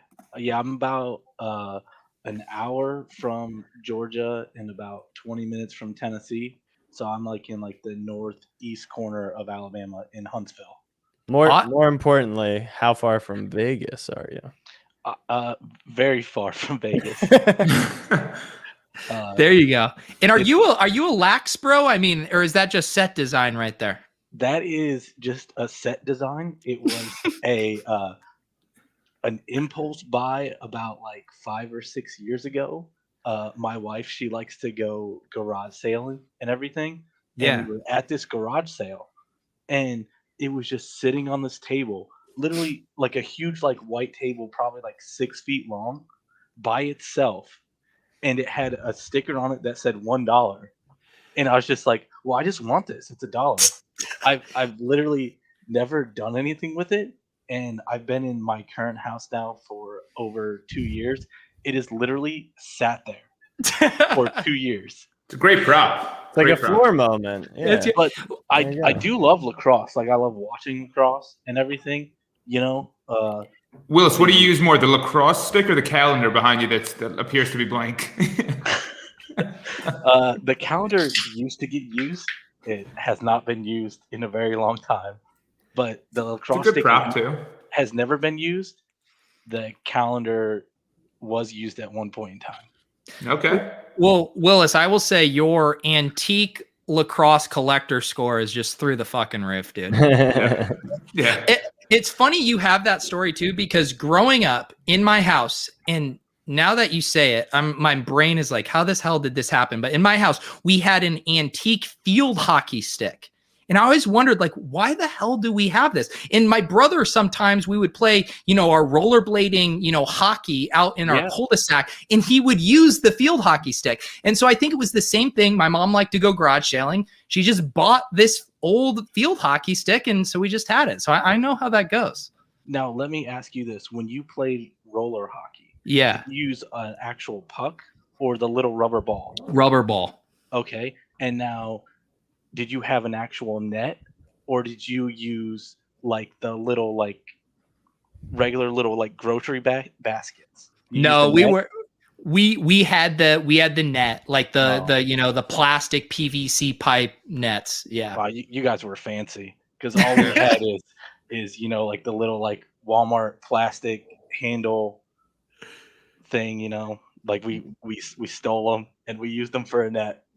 There you go. Well, for just in case everyone doesn't know, so Willis is a huge part of the Deposit Kingdom Discord. I believe he's number 2 ranked poster all time, second to only our guy Eric Belair. So everyone needs to know that Willis is an absolute legend, huge supporter of Club Top Shot. So Willis, it's great having you on the show tonight. Yeah, it's good to be on. So I'm gonna also. What percentage of people, when you meet them, do they say what you're talking about, Willis? Is that like near 100% or? A lot. That is actually how I got my nickname Willis. My real name is William and everything. But when I ran in college my freshman year, the very first week at cross country camp, I just said some random thing. And this guy just goes, "What you talking about, Willis?" And the nickname Willis stuck. And then I held off on getting Twitter forever and everything because I had a MySpace and I had Facebook.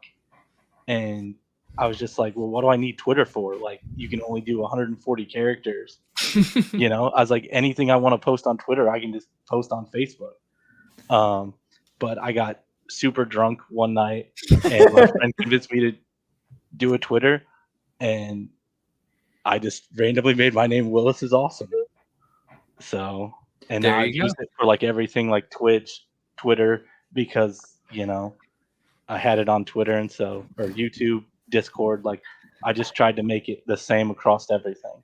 Jack, that's a good branding play, right? You got to have consistency across all these channels. Yeah, when I moved to my last company to start my personality career, they were like, you gotta sync up all your shit, and mine's not even fully synced, and I'm jealous of Willis. He's clearly been a staple. Also got to bring in our guy Clay, the man behind the levers of the Club Top Shot social media account. What's up, Clay? What's up? Happy birthday, Pete. Thank you, man. Thank you. I saw you earlier. You were trying to get people to make me do a shot. What was that crusade about?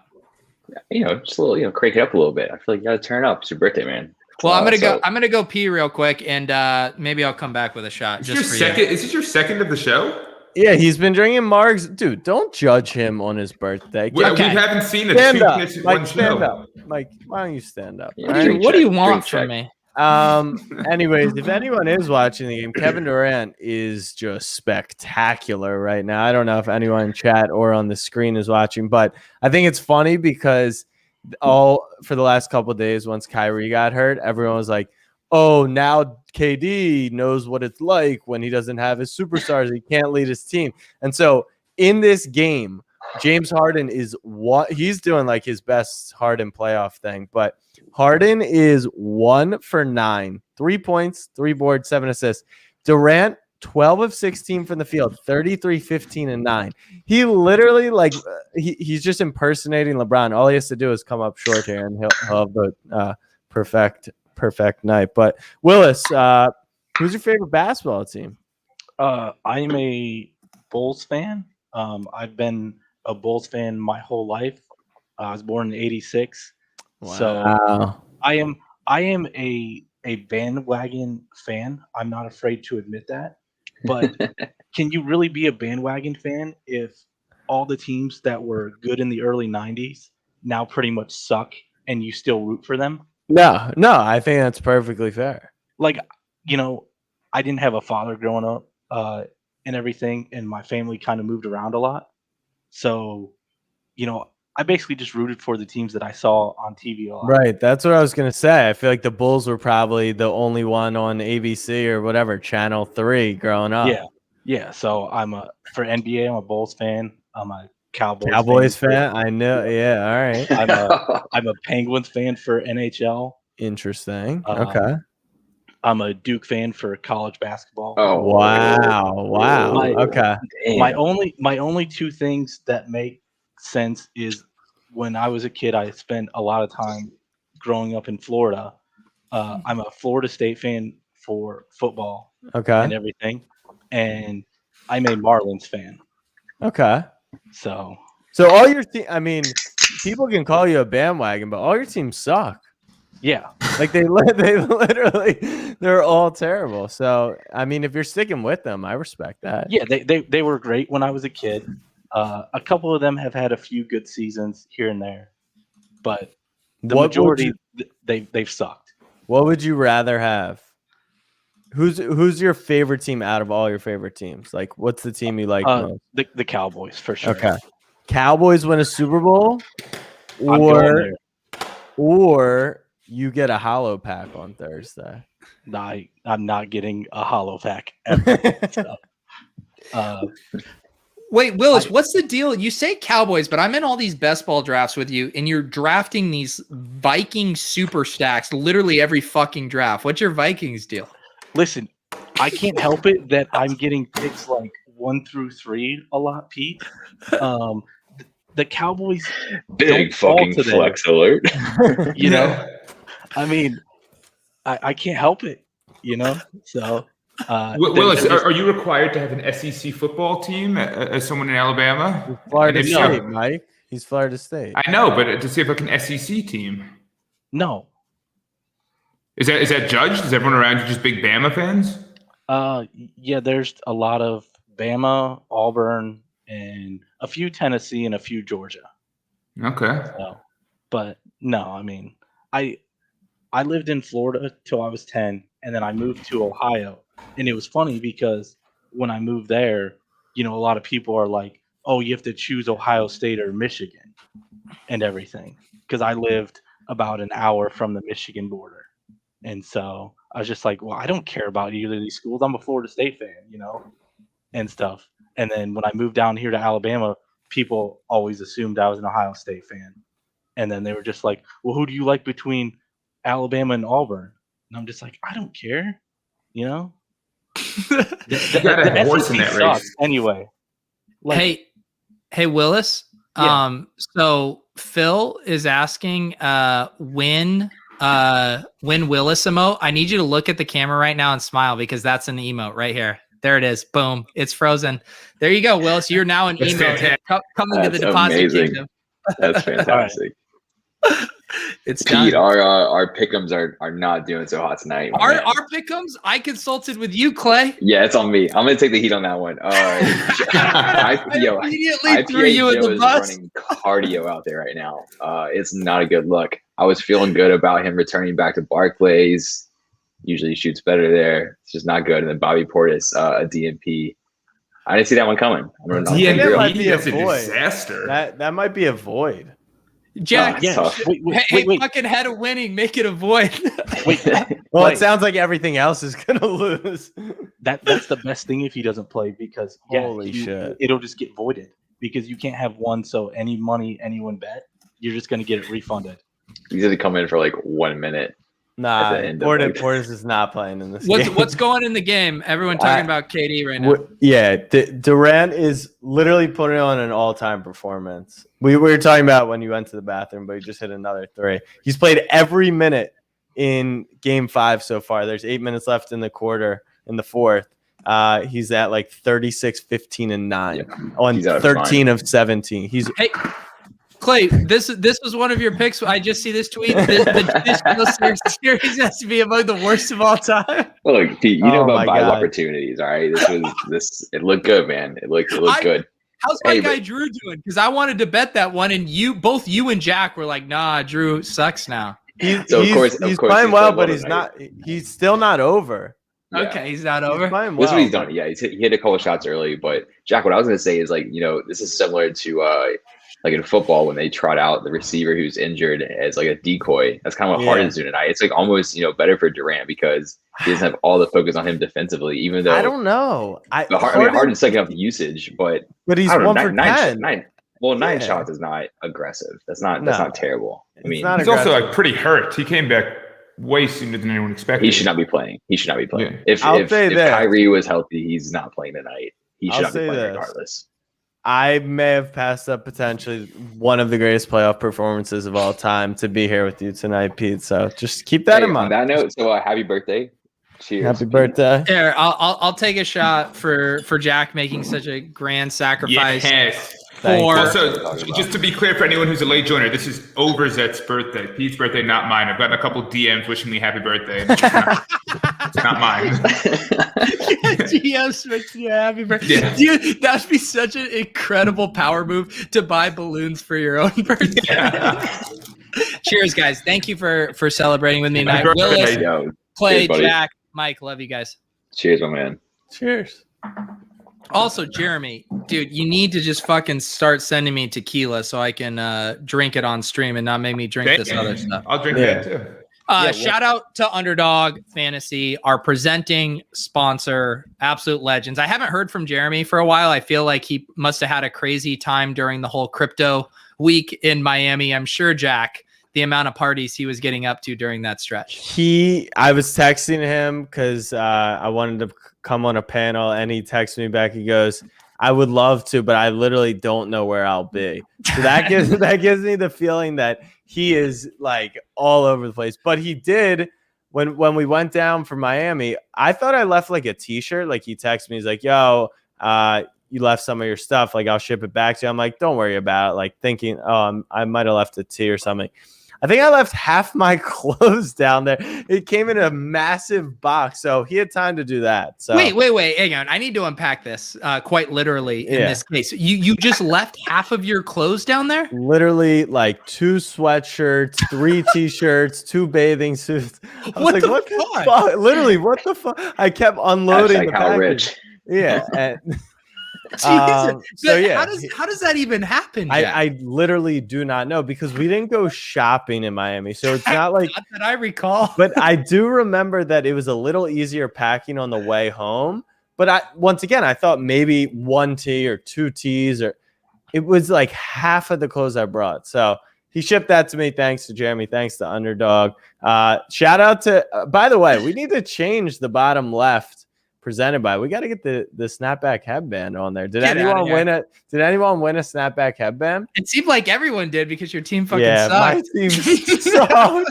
But I said that at the start. Head of winning. That's smart though because you promote the brand wider. So that was a strategic bit. I got you. I got you. So pretty much brand awareness. My goal for the headband is to have money airdropped into people's accounts. I don't know if I can actually have that type of pull, but that's the goal. Is like people just wake up one day and it's the Underdog stimmy check. So if you got the snapback headband, keep it on. Just saying. Willis, I changed my mind. I need a full screen of you drinking this wine. Hang on. Yes. Willis, I want you to smile while drinking wine. This is the emoji. It is not a wine. It is a mead. Oh, okay. Wow. A mead. All right. Let's see it. I want you smiling while drinking this. There it is. Clay, I hope you got this. That is fantastic eye contact. Wait, what is it? It's not wine? No, it's a mead. What is that? It's basically alcohol made with honey. It doesn't have a much higher ABV than wine. I don't know what ABV wine has. I don't drink a lot of wine, but this is 14%. Yeah, that seems pretty high. Nah, wine. It's the same. Wine's like 12 to 14. Yeah, 14 is like high for wine. It tops out. Wine What's tops a out. Four Loco? What's a Four Loco? Four Loco is OG Four Loco or like New Age Four Loco? Yeah, were you OG around Four for Loco that, was yeah. Jack, you were like 11 when the OG Four Loco came out. What do you mean? Or were we around for it, Jack? Like, yeah, you invented it. Yeah. First of all, if you had 2 of those, it was instant blackout, no matter who you are. Yeah. All right, I'm doing a little research here because I'm a journalist. The average ABV for wine is 11.6, so I can confirm the 14% is very strong. Yeah. And the Four Loco, it varies by state, but is typically available in 8%, 10%, 12%, or 14%. Did you guys have Four Loco Golds back in the day, though? I don't know what that is. I'm seeing an image of it right now. Yeah, Four Loco Golds was like Four Loco on steroids, which is they crazy. Toned it down after like everyone was blacking out. I know, and then they released the Golds to bring it back up. I mean, that is the 14%. Wow, that's that's we pretty used to intense. do sidewalk slammers. You guys do those ones? What the fuck? This sounds like a child's game. Is like this a like different generation? No, you would take a it sounds like 40 a four square game. No, you take 40 malt liquor, you drink it halfway down, you pour a Four Loco in, and then when you finish, it's called a sidewalk slammer. I don't know if that's because like you fall over and like smack your head on the sidewalk, or you're supposed to smash it. But I'm sure someone in the chat of youth has done a sidewalk slammer before. You want to know how people didn't know what Edward Scissorhands were. That's what they don't know I what that is. was about to say. I did that. Yeah, when Andy did that tweet, people didn't know what that was. They were replying back to it, and I was like, oh, I thought it was like a pretty common game. If we do have a Vegas event, the open bar will strictly be Four Locos. Have you guys ever done the and Los Dos? Jack, don't write checks you can't cash. Strictly Four Locos. What's here, up, I'll Willis? show you guys my favorite. So the Broathlon back in 2018 here, we did a combined basketball / Edward 40 hands. Oh my Lord. But Levitan didn't want to drink 40s, so he had nips, little shots. So we all had 40s, and he had 3 nips in his little club hand. It was a great visual there. Speaking of which, Mike, give us the latest update on the match here. So an important update is I do want to give a shout out to 2 very important Deposit Kingdom members, Eric and Derek. Eric Belair, Derek D-Mang. We'll go with that. The last name's a little more challenging. Manginelli. I'll say that. Is that right? Manginelli. Anyway. I think it's Manzoni, but anyways, go ahead. I don't know. That's not what it looks like on Twitter. Anyway, Eric and Derek will be coming down to Philly to handle all the videography of the event. And Derek knows his shit, and he has done quite a bit of research here, and they'll be doing all the camera work there. So we're very thankful for that, and we appreciate it. And they are fantastic members of the Deposit Kingdom. In terms of the tennis itself, tomorrow morning is the final tune-up. I'm playing at 8 a.m. with my father. It's my dad's birthday today. You share birthdays. Wait, is that the closest comp you could get for Levitan was playing your father? No, my dad would smash Levitan. My dad's a good tennis player. Yeah. That's the next prop bet. Levitan versus Levy's father. Yeah. I'm feeling pretty good going into it. I am, I've been working on a few things here and there. I've got a game plan going in. I'm going to see how it plays out for the first few games. If I need to, I'll make a little adjustment. I've got about $5,000 total on the line, 3 with Levitan, 2 with random other people on the internet who I hope are good for their word. And yeah, I'm heading down to Philly on Thursday evening, and we are playing at 11 a.m. Where is it gonna be streamed? I honestly would have offered my services if I was gonna be around. It'll be on the Establish the Run YouTube channel. Gotcha. And I don't know where else. I know at least on that. I don't know if there's gonna be anywhere else or some Twitter stream or I don't know what the capabilities are here. I'm new to the content game. Clearly, you looking like a miniature human being next to your giant balloons. That'll be very fun. And what time is that stream going to kick off on Friday? So our court time starts at 11 o'clock. We'll have a little bit of a warm up where they'll probably get the camera stuff figured out during that warm up. So game time is probably 11:15, 11:30 range. Okay. Eastern, Philly time. Gotcha. And then I think I saw Worm here. I know Worm is Philadelphia or at least Pennsylvania based. What's the deal with spectators? That's a good question. I don't know the answer to that. Levitan probably knows more about the actual setting than I do. It's an indoor court. We didn't want to risk weather and having to cancel the event, so we booked indoor. I don't know what kind of space there is or if there's like a little viewing area. We can get together, Levitan and I, and we'll post something about that. I think there will be more information released tomorrow. I'm writing to Levitan right now. Do we know if they can be please talk out loud every message. Just do it so you know I'm not listening to you and I'm typing right now. Not back. Are you still accepting action? Either I will, or I've got a couple of buddies who are looking for action on me to get some skin in the game. So people can definitely approach me if they're interested in betting on Levitan. Please do, yes. Gotcha. Willis, who do you got? I've been on NBL forever. So Yes. Wow. Yes. Since the beginning. Clay? Yeah, I would put some money down on my guy NBL. So if anyone wants to take go. Levitan. Jack, who are you? Yeah. No, I'm all over Mike. Wow. Wow. Yo, I the club love is strong, man. It has literally nothing to do with that. Like if Levitan I thought was gonna win, I'd say that for sure. But it's the advantage is not. It's nice when both works out, Jack. It's nice when both works out. Yeah, it's a significant advantage. It is. No, Seriously, it's not. It's not a significant 15-point lead. I mean, sorry, 1 point lead, whatever. 15 love. It's 30 love in half the games. Okay. 30 love's huge. It's not that big. You have to win. You have to win 4 before he has to win 2. You're 10 times better than him as a tennis player. We don't know. We've never played, you know.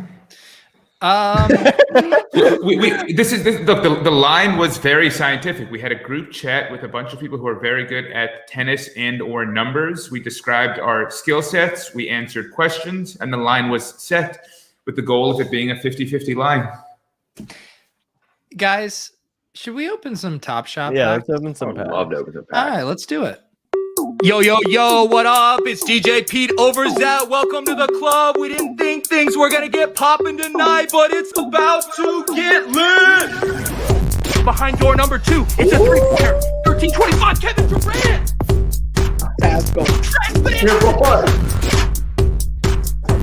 We're going to get a LaMelo. We're going to get a Luka. We're going to get a LeBron. Victory reveal. Let's go. God damn it. I don't need another layup. To the window. To the wall. The De'Aaron Fox stripped down my ball. 293 assists. Everybody get their drinks. Let's get a cheers tonight before we open up these nice packs. Cheers, everyone. Cheers. All right. Who's doing it? Willis, I know you're sitting on a stash. You want to open a pack? You're sitting on a stash, Willis? Yeah, so I've just been saving packs because, there haven't been a lot given out. And, they haven't been releasing packs and everything. And you looking for handouts, Willis? Is that what you're saying? No, I'm just saying I really enjoy opening the packs and everything. So when they became very limited supply, I've decided to save mine and open them over time. Yeah. And here recently, with everything that's gone on with TopShot, I kind of just haven't really cared too much about it. It's not like I've given up on TopShot because my account isn't increasing 10x every day. It's literally just like not getting packs all the time kind of ruin the fun. Like I don't care that I'm not making a ton of money anymore, I didn't sell at the top. I sold a little bit, so I didn't qualify for any of these, the rare drop and especially the holo drop. Mm-hmm. And I don't care to buy a bunch of moments to be able to get there that I don't give a fuck about. Like I don't care about owning everyone on the Hornets. A few weeks ago or about a month ago, I bought a ton of Bulls moments and everything because I was just like, I still love TopShot and I love the Bulls. So why don't I go buy these Bulls players moments because they're pretty cheap and everything. And then in a month they went down half in value. So but recently with all this stuff going on right now to where everyone's trying to get team sets and everything, and I've been selling off moments. So my collector score has gone down in half. And so, if they start requiring a collector score for even a common pack, I don't know if I'm going to hit that. Willis, I've read Joseph Campbell's A Hero's Journey, and I know how this ends. This ends with you pulling a fucking sick pack on Club TopShot. So share your fucking screen right now, Willis. Check the box. Willis, you of anyone, my accountant, my dear friend, my archivist, my historian, this is your time to shine. Willis, look at him. He's figuring out StreamYard. Oh my God. I see the audio tab. Willis, on the first shot, this kid is a legend. He knows how to do it. All right, Willis, what's it going to be? What pack are we opening tonight? I'll open all of these right now if you guys want. Oh my God. He's ready to rip through. Like I have literally been actually saving all these packs just for the chance to be on the club. Let's do it then, Willis. Start ripping. I got time. Let's rip. Which one do we want to do first? Do we want to save this one for last? Yeah, let's save the best one for last here. I don't know if that one's the best one, but Willis, let's start ripping. Breathing fire. Wait. Actually, we should save this one for last. Okay. 34. Ooh, Willis. You know, this is why I love you. Let's go. All right, Willis, you're a sweetheart. Let's do this. All right, I'm gonna go with 32 first. 32. I remember when I was. This was 32. my basketball number in high school. So. All right. Oh, Willis, you got to unmute the box top left. Yep, I see that. That was almost critical. All right, Clay, give me a number. You gotta go 2-3. Ooh, Buddy Hield. I thought that was going to be a Skeets, a De'Aaron Fox. Mm-hmm. I honestly wanted it to be a De'Aaron Fox to get the twofer.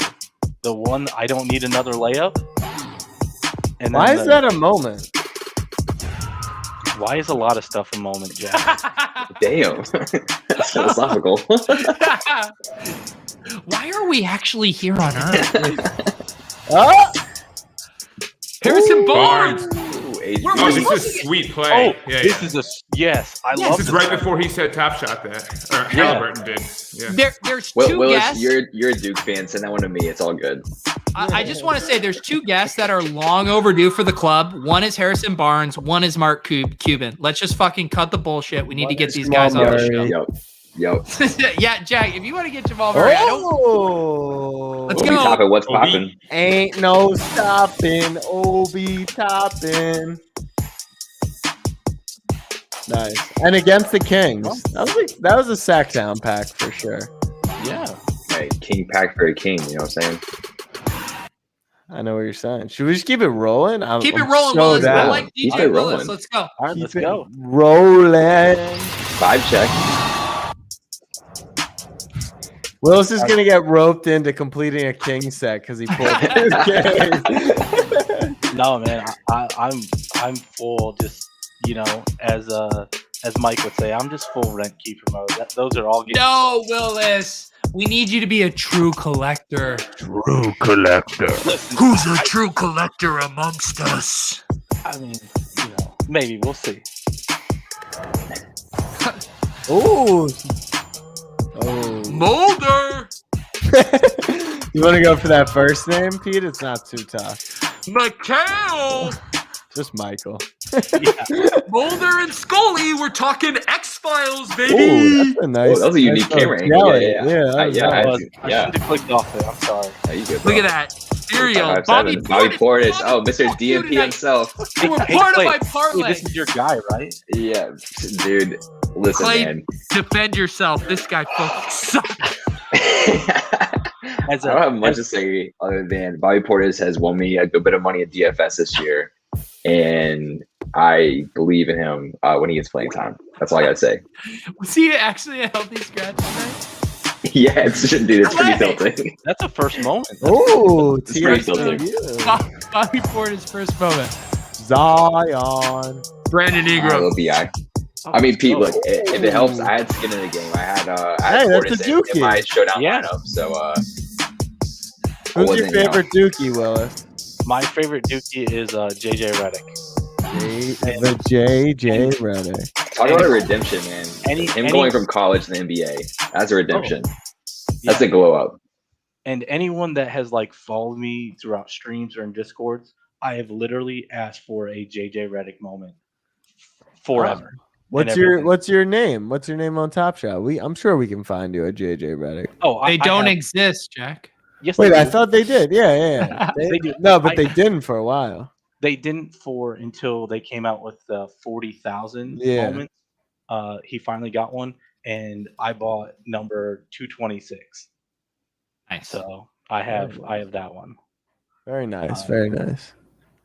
I think right, about well- buying a better one as well, because I honestly do love JJ Redick. Here we go. Keep it rolling, baby. Drew Holiday. Oh, Yeah, man, Now they're short trolling. air ball Yeah, shot. now they're trolling.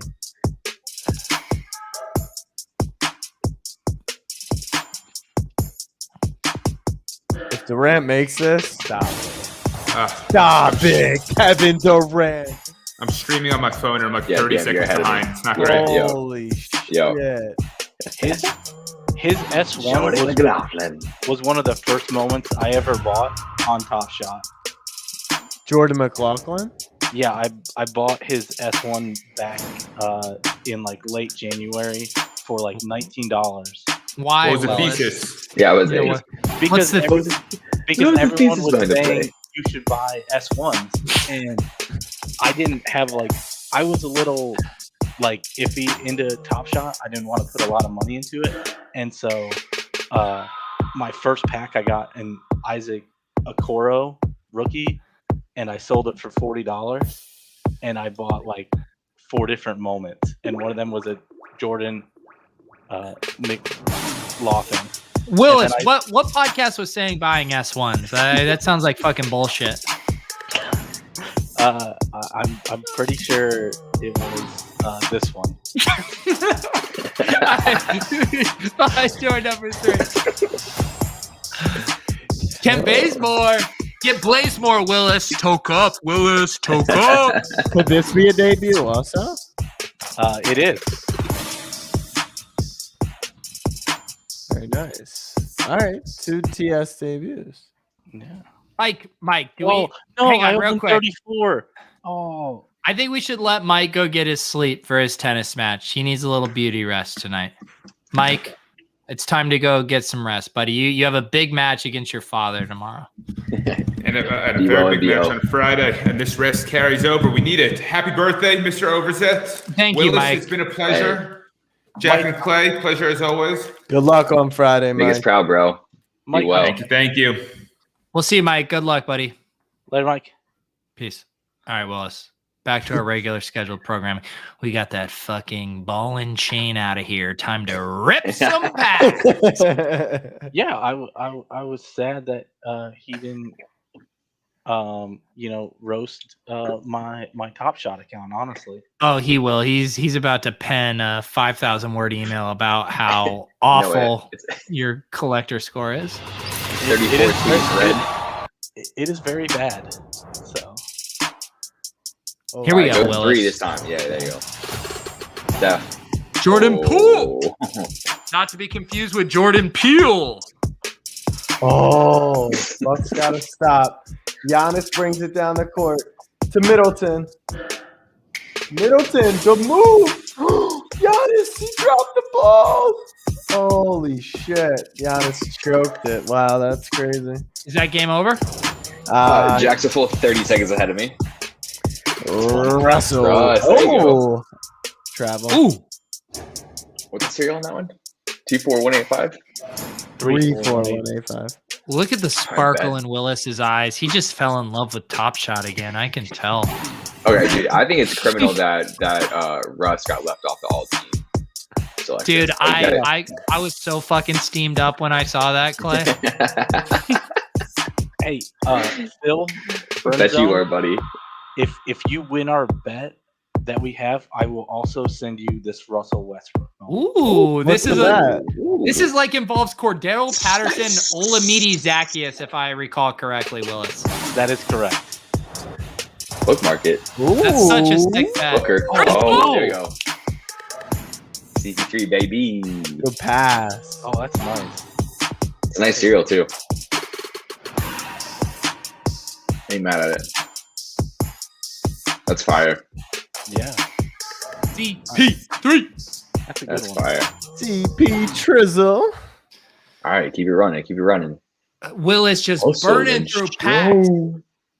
I'm sad that I opened number 34 already, but Willis. you know. Willis, it's my fucking birthday, and the least you can fucking do is wait to open the number 34. Nah, base this is pack. the best music though. Apparently, It is. It is. I'm about ready to get freaky. I'll unbutton one more for you, Willis. Here. Ooh. Oh. Ooh, I hello. have to go back to YouTube to see this because when you're sharing the Chrome tab, you can't when you're sharing you can't see the stuff in StreamYard. Yeah, you want to see this, Willis? You come back for this, a little of this. Nipples, that costs more. A little this, little that, little this. Nips out for Will. Sun's out, nips out. Let's go, Willis. All right, let's do this. Willis. Hey, hustle and show your nips. You know what I'm saying? I don't stop until I break a sweat. Ooh, wet. I keep dripping, hit them with finesse. Ooh, wet. Every day I wake, I know I'm blessed. Ooh, wet. Which one Pull should we up like start I with? barely hit the net. 5? Wet. I don't stop until I break a sweat. Ooh, wet. I keep dripping, hit them with finesse. Ooh, wet. Every day I wake, I know I'm blessed. Ooh, wet. Pull up like I barely hit the net. Wet. Sweat. Ooh, wet. Sweat. Ooh, wet. Sweat. Ooh, wet. Sweat. Ooh, wet. Oh. Wet. Ooh, let's go, Willis. Wet. This should be nice. Wet. Okay. Wet. Ooh, that's all right. Wet. Ooh, wet. Wet. Jack, you feeling wet? Sweat. Always. Wet. Feeling liquid? What?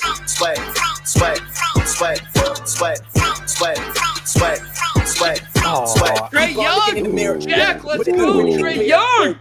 Yeah, Jack, you love Trey Young, right? Slip and slide out of last year, facing my ocean of fears, trying to take it to a new tier. Evaporate, I disappear when it get too hot around my peers. Yeah, I'm off the boards, trying to ride the wave. I'm at the port, I'm charging when I'm drained. My news feed, my breakfast for my brain. Yeah, hiding my retinas, rings. Oh, I'm that's in the my flow, whole trying to stay show, afloat. nice. Driving through the lane Dennis like a boat. Schroeder. As I beat the pressure, make a go. If I hit it, it wins. Oh, that's a- I don't that's stop a until cool I break a sweat. Ooh, wet. I keep but dripping, it's hit the them with assist. finesse. Oh. Ooh, wet. Every day I wake, I know I'm blessed. Ooh, wet. Get that Pull jump up shot like and Trey I barely Kirby's hit the net. face feeling wet. Wet. Wet. I don't stop until I break a sweat. Ooh, wet. I keep dripping, hit them with finesse. Wet. Trey Young comes too. It's the Jack Every day I pack. wake, I know I'm blessed. Oh, is this the 2-4, right? The Jack pack. Yeah. That Jack pack. Hey. Sweat. Hey. Trey Young. Hey. The Jack pack. We can test this again, right? Wet. Sweat. Ooh, wet. Willis. Speaking of that, my one of my Twitter friends got the number 1 Trey Young challenge reward and DM me and goes, "Yo, I thought you might be interested in this because it's kind of cool. It's against your Knicks." I'm like, the fuck would I want that for? That was like the worst moment in Knicks history. It's a good troll. It's a really good troll. Pete, Willis. you had a show for me. I have a show for you though. Uh-oh. Right here. So this moment is yours in 7 days. What? Wow. You see the Hey. cereal? Yeah, you see the serial number? Wait. What is it? What? 69? Yes. Wow. So a few of us from the Deposit Kingdom Discord No. all went in together. No. And I want to say all their names and this was not my idea. I don't know who Way was to the throw first yourself under the bus, Willis. one. I got added to a group chat. And I offered to buy this because I said I was going on the stream and everything. And I had a dapper balance and stuff.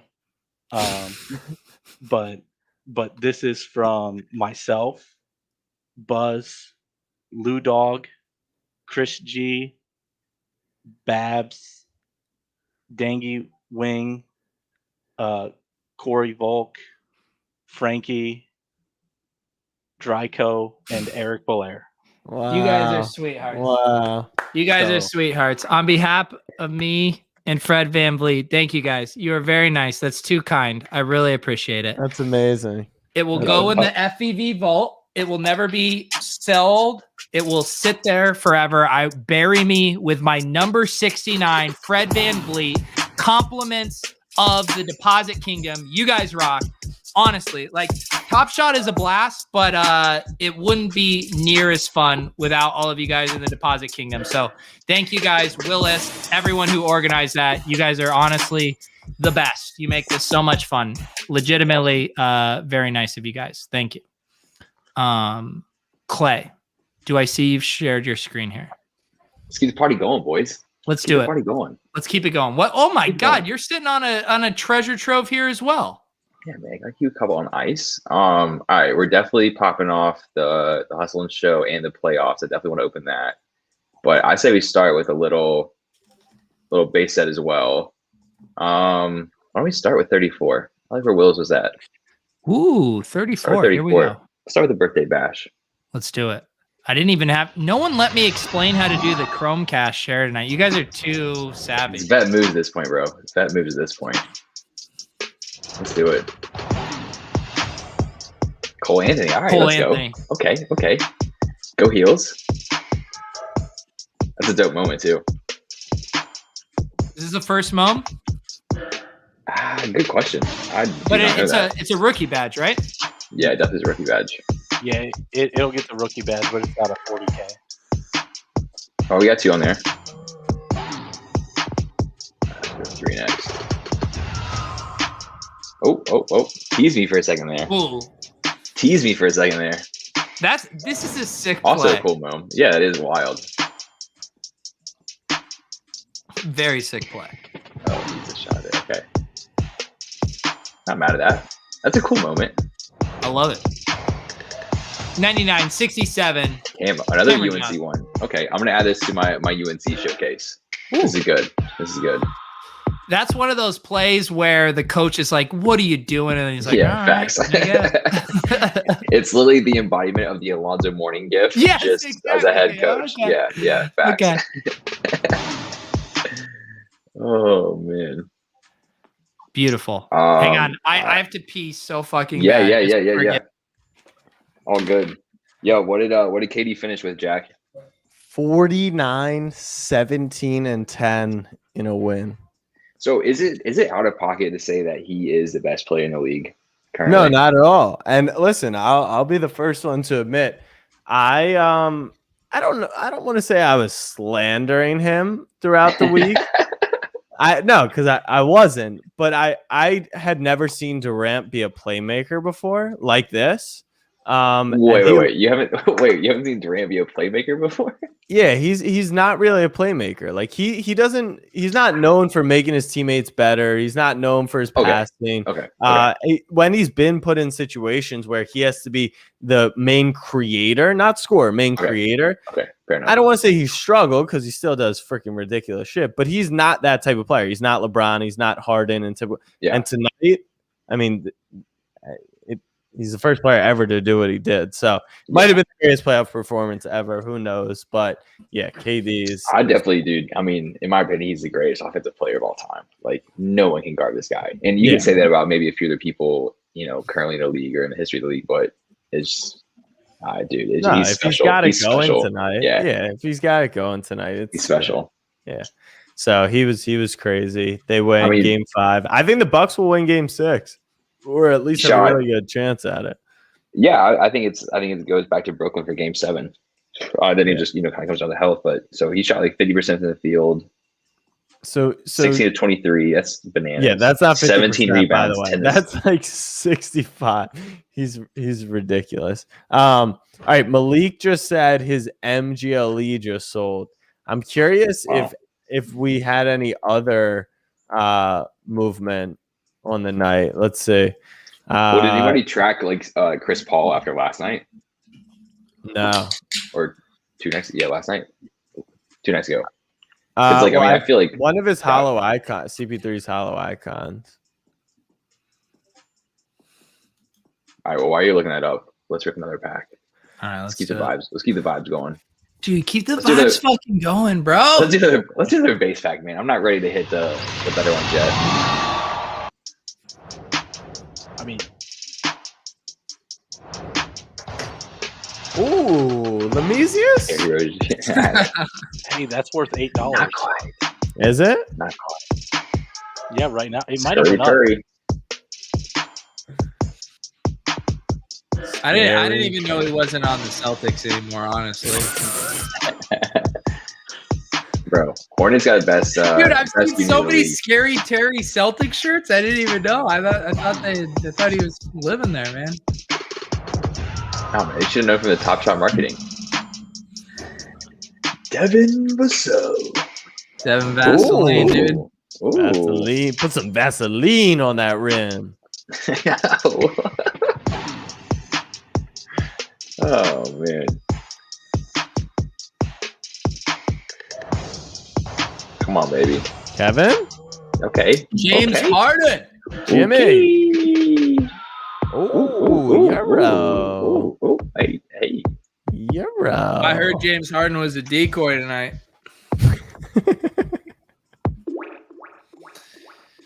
Looking like a protagonist in that moment. Congratulations, Clay. Is that the opposite of a decoy? As a protagonist, yes. In literature, there are protagonists and there are decoys. Got it. Okay. Wasn't sure there. All right. All right. What should we open next? Playoffs or hustle and show? Something. What should we say for last? Hustle and show. Hustle and show next. All right, do playoffs last because I want to do playoffs after. Yeah. I'll hustle and show you something. Yeah, hustle and show I don't you stop this. until I break a sweat. Ooh, Wet. I keep dripping, Wet. hit them with finesse. Wet. Ooh, wet. Every day I wake, I know I'm blessed. Ooh, wet. Pull up Pete, like what I number? barely hit the Pete's net. shirt is coming off. Ooh, Willis has got the lacrosse stick. stick. Ooh, wet. I keep dripping, hit them Pete, what with number? finesse. Ooh, wet. Every day I wake, I know I'm blessed. Four. Wet. Pull up like I barely hit the net. Wet. Sweat. Ooh, I like that cereal. Sweat.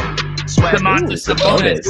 Wet. That's fire. Boner. Oh shit. Dope moment too. That's sick. Sweat. Ooh. That gave me a Saboner. Wet. That's crazy shot. That was good timing on those bounces with the wet. That's sick. All right, Willis, give me a number. Oh, it's gotta be 3. Sweat.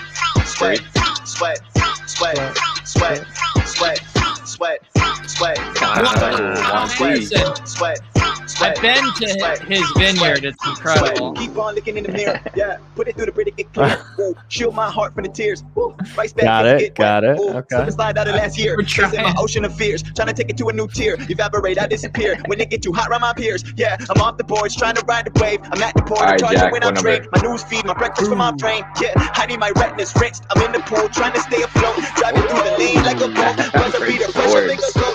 If I hit it, it wins. I don't stop until I break a sweat.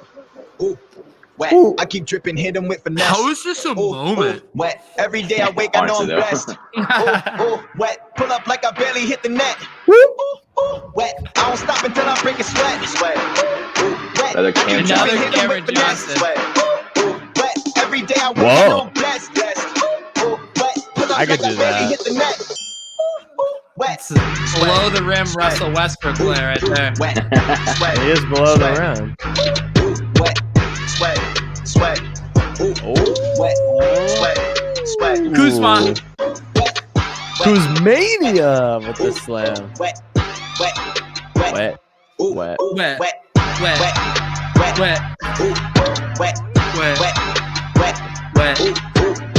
Wet. On your head top.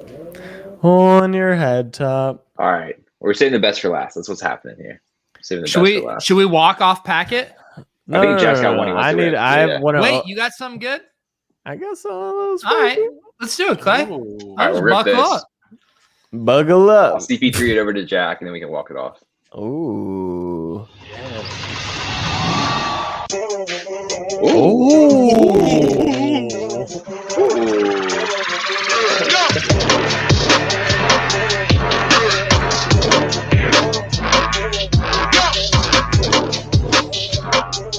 Oh, mellow. Mellow. Real mellow. Push them into number 10 all time. Buckle up, Lou. Give me those timestamps.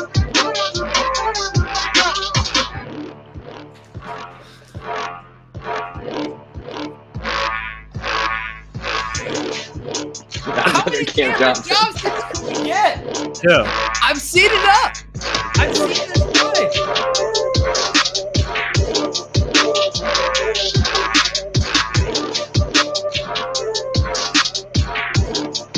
Easier. Thank you, boy. Oh, I was Jimmy Butler. That says playoff. Oh, that's tied the game. That's tied the game. How is that a Top Shot moment? Tied the game. Tied the game. Oh, it tied the game? I love it.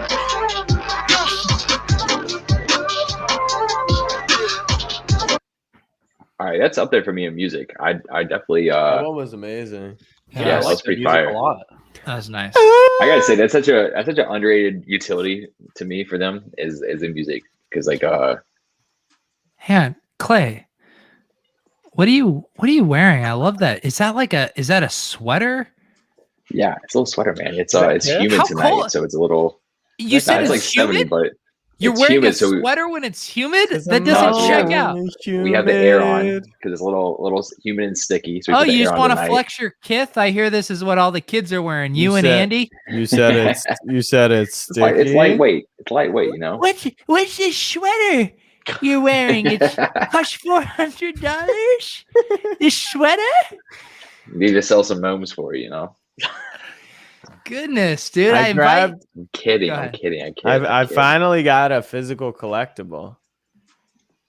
This is a box number 1, limited edition Century Collector Series. Wheaties. Wheaties.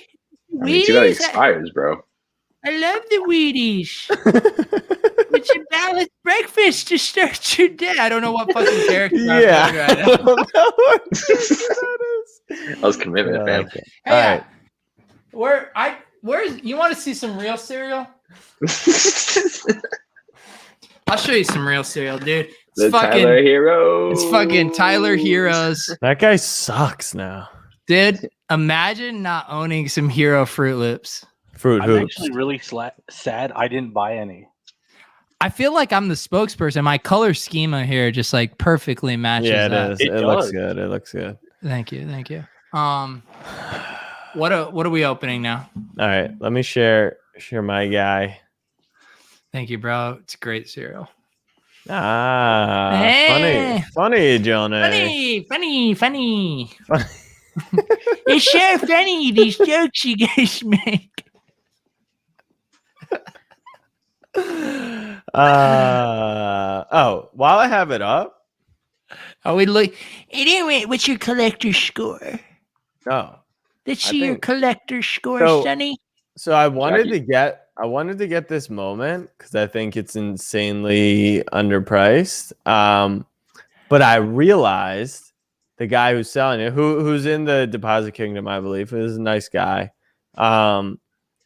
He's only selling it for $24K because he bought the mistake for $4,200. So I don't know if I want to reward that behavior. Jack, I actually own 1/10 of a Nikola Jokic Cosmic. If you want to talk, you can slide into my DM. Are you doing a Trump now? I don't know what you're talking about. My Nikola Jokic will cost you $1 million. Now I we're in will Austin accept- Powers. Now we're Dr. Evil. I will accept nothing less than $1 million.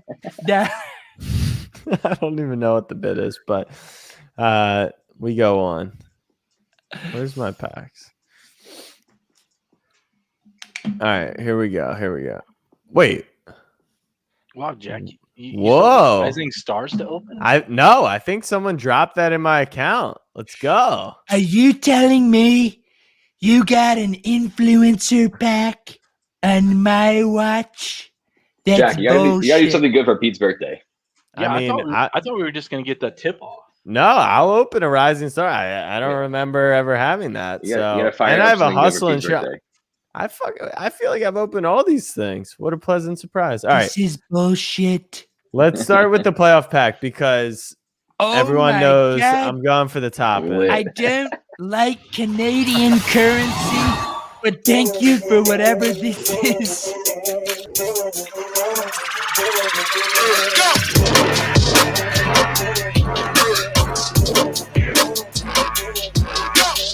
How do you know which one the playoff moment? Come on, Obi. Ooh.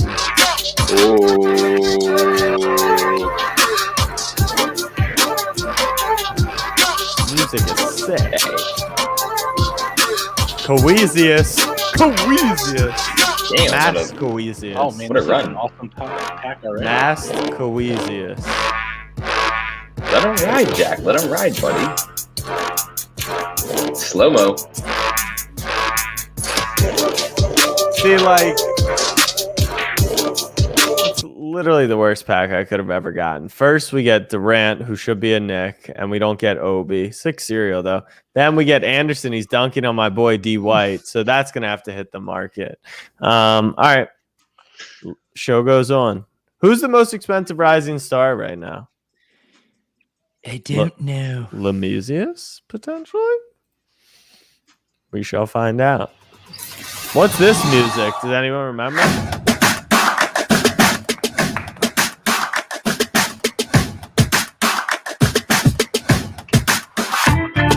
Ooh, a little bass guitar. Okay.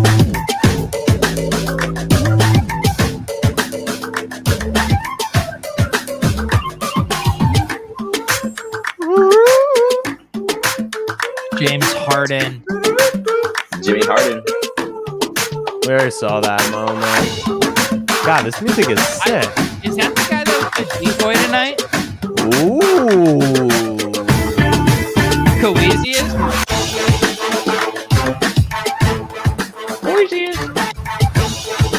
I mean, once again, little boy.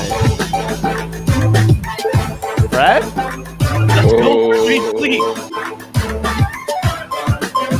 Wow, maybe gift it to someone. I would love to give that to you. And it's 69. Ooh, I'm pulling fire cereal.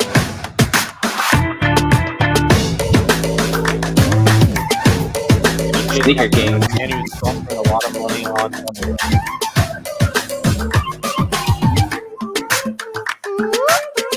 Dookie. Wow. We love Plumlee. One Bam Schmata Schmayo. Sexland. Sexland.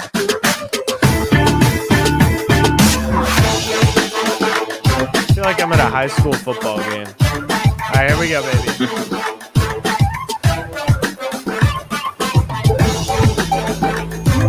Trey. It's Trey. It's Trey. We all, that would have been great. we all were hoping for a Trey Young. Everyone That was awesome. ready. Well, it couldn't be Trey Young. Guys, come on. Get your facts straight. It can't be Trey Young. He's third-year player. Come on. I expect more from you guys. All right. And do we want anything else? Do we want to walk off? How are we feeling? I'll do a walk-off giveaway. Ooh, you shouldn't be giving away anything on your No, birthday. I just looked at my my packs here. I have a 34. We'll do it. So to be eligible for the 34 here, you need to be subscribed to the channel and you need to leave a comment on the video. Next week, anyone who left a comment and subscribes, I will give the entire contents of this package to here. My Series 2 Release 4 for my birthday. This is, I didn't even do the Chrome share. This is how off my game I am right now. Oh, no, Pete. And he said release 4. Series 2, Release 34. I say we walk it off. Guys, I've had a great birthday. I should probably go drink some water. Willis. No, water's overrated, Pete. Willis, you don't think I should drink water? No. What should I drink, Conan Willis? does. Mead? Yeah, you just drink more alcohol and then you pass out and then you're good. It's not like you have work tomorrow, Pete. Guys, Oh, Willis, please don't make digs about me being unemployed, dude. It really hurts my feelings. That was quality. Pete, That was quality. I am so happy for you that you are unemployed. Me too. Thank you, Me Willis. too. Thank you. All right. Willis. So what's the giveaway? The giveaway is the entire contents of this pack. I will do a drawing next week on Club TopShot for people who comment on this video. You're not able to comment on it until the stream ends. I feel like it should be people only like here right now. Right, but it's going to be only people who watch this. I'm not going to talk about this on Twitter. I'm not going to promote it. It's only if you watch this video live or you watch it after. You made it all the way. We're at 2 hours and 24 minutes. If you made it this far and you leave a comment, I will enter you into a contest to win the contents of this pack. I thought you were just gonna stop after I will enter you. I will fuck, dude. I will. Dude, do you know the things I would do for a comment? I'll fucking enter you for a comment, dude. Willis, thank you for joining the club tonight, man. You have been great. The people loved getting to know you, putting a face to the name. You're the man. Yeah, Willis, what's your TopShot username? Because we got to get you. I want to send you some Reddicks. Get you set. It's just Willis is awesome. Oh, that's amazing. That's consistent. Yeah. That's what you do. Pete, for your giveaway. Yes. Whoever wins it, by the way, I will also throw in a Kevin Porter Jr. throwdown. Ooh. Willis is sweetening the pot. Did you hear that? What are you talking about, Willis? What are you talking about, Will? You're gonna donate to Kevin Porter? What are you doing? I mean, I spent $150 for the pack. It's going for $70. So, I've already lost half. So why not just give it away? Wow. Willis, you're incredible. Thank Willis you. The Thrillist. Do you ever get that one? No, I've never gotten that before ever. There you go. Willis the Thrillist. Willis, you're a legend. You guys need to hop in the Deposit Kingdom Discord. The link's down below. You can interact with Willis. He's active in all of our channels. One of the legends of the Discord. Clay, the guy behind all your favorite memes on Club TopShot. Clay, thank you for hopping on with us tonight, buddy. Listen, it's been an absolute pleasure. I was the first person to do this. Everyone that is watching this, go down, hit the join button, and join. Become a member to Pete's YouTube channel. It costs $5 a month. You're watching this. You have TopShot moments. You can sell them for $5. It's Pete's birthday. Just spend $5. I'm a member. And I'm a member. Jack is a member. Clay's a member. Willis, I don't pay you enough, dude. However much I'm paying you, I don't pay you enough. Okay, just become a member today, guys. Seriously, like I agree. Help support Pete. I don't have a fucking job. I mean, do you know the things I had to do to pay for my margaritas at dinner tonight? It was embarrassing. I washed dishes. Willis, thank you. That's too kind. Willis, that's too kind. Good stuff, brother. Appreciate Clay, you're the man, dude. You're crushing it on Appreciate the Twitters. We're gonna have a blast in Vegas this summer. Jack, if you guys didn't hear earlier, Jack mentioned it. Club TopShot is going to Vegas. It's happening no matter what. The question is, what exactly are we going to be doing there? Jack, what are we going to be doing there? At the very minimum, we'll be making new friends. That's very true. Surviving the heat. At the very maximum, the pickup game, live event, party with Tyrese Halliburton. I don't know. Getting divorced. Yeah. At the maximum. I got high aspirations. I think we're doing a little, by the club or by the pool club, a little cabana club action. Live stream. We're gonna make some nice. We're gonna make some nice. All right. Let's walk it off. Willis, we love you so much. Clay, appreciate you as always. And happy birthday, Pete. Yes, sir. You're the godsend from above. So let's do it. Let's do it, guys. Boom, boom, boom. This is for you, the commenters. Willis, give me a number. Oh, it's 3. It's 3, he says. Oh. 18425. Marquis. Morris. Yeah, but that's a LeBron assist. So. That is LeBron assist moment. I like that. Look at that. I know these guys go through these moments and they look for LeBron. Well, there you go. Clay, 1 or 2? 2, baby. Can I pick the last one? You can. That's for you, Jack. Davis. Wow. That's a Russell Westbrook assist, mind you. Oh my God! Look at the assists I'm racking up in this pack here. All right, Jack, you have a number? Number 1. Oh, he says number 1. 17,654. It's a Paul George. Playoff P. Playoff P. All right, we love you guys. We're here every Tuesday night, 9 p.m. Eastern. It's Club Top Shot. Shout out Clay. Shout out Willis. Shout out Jack. Shout out MBL. Shout out Taylor Stein, our guest. Shout out Andy and CSU who are doing everything you can. We'll see you next week.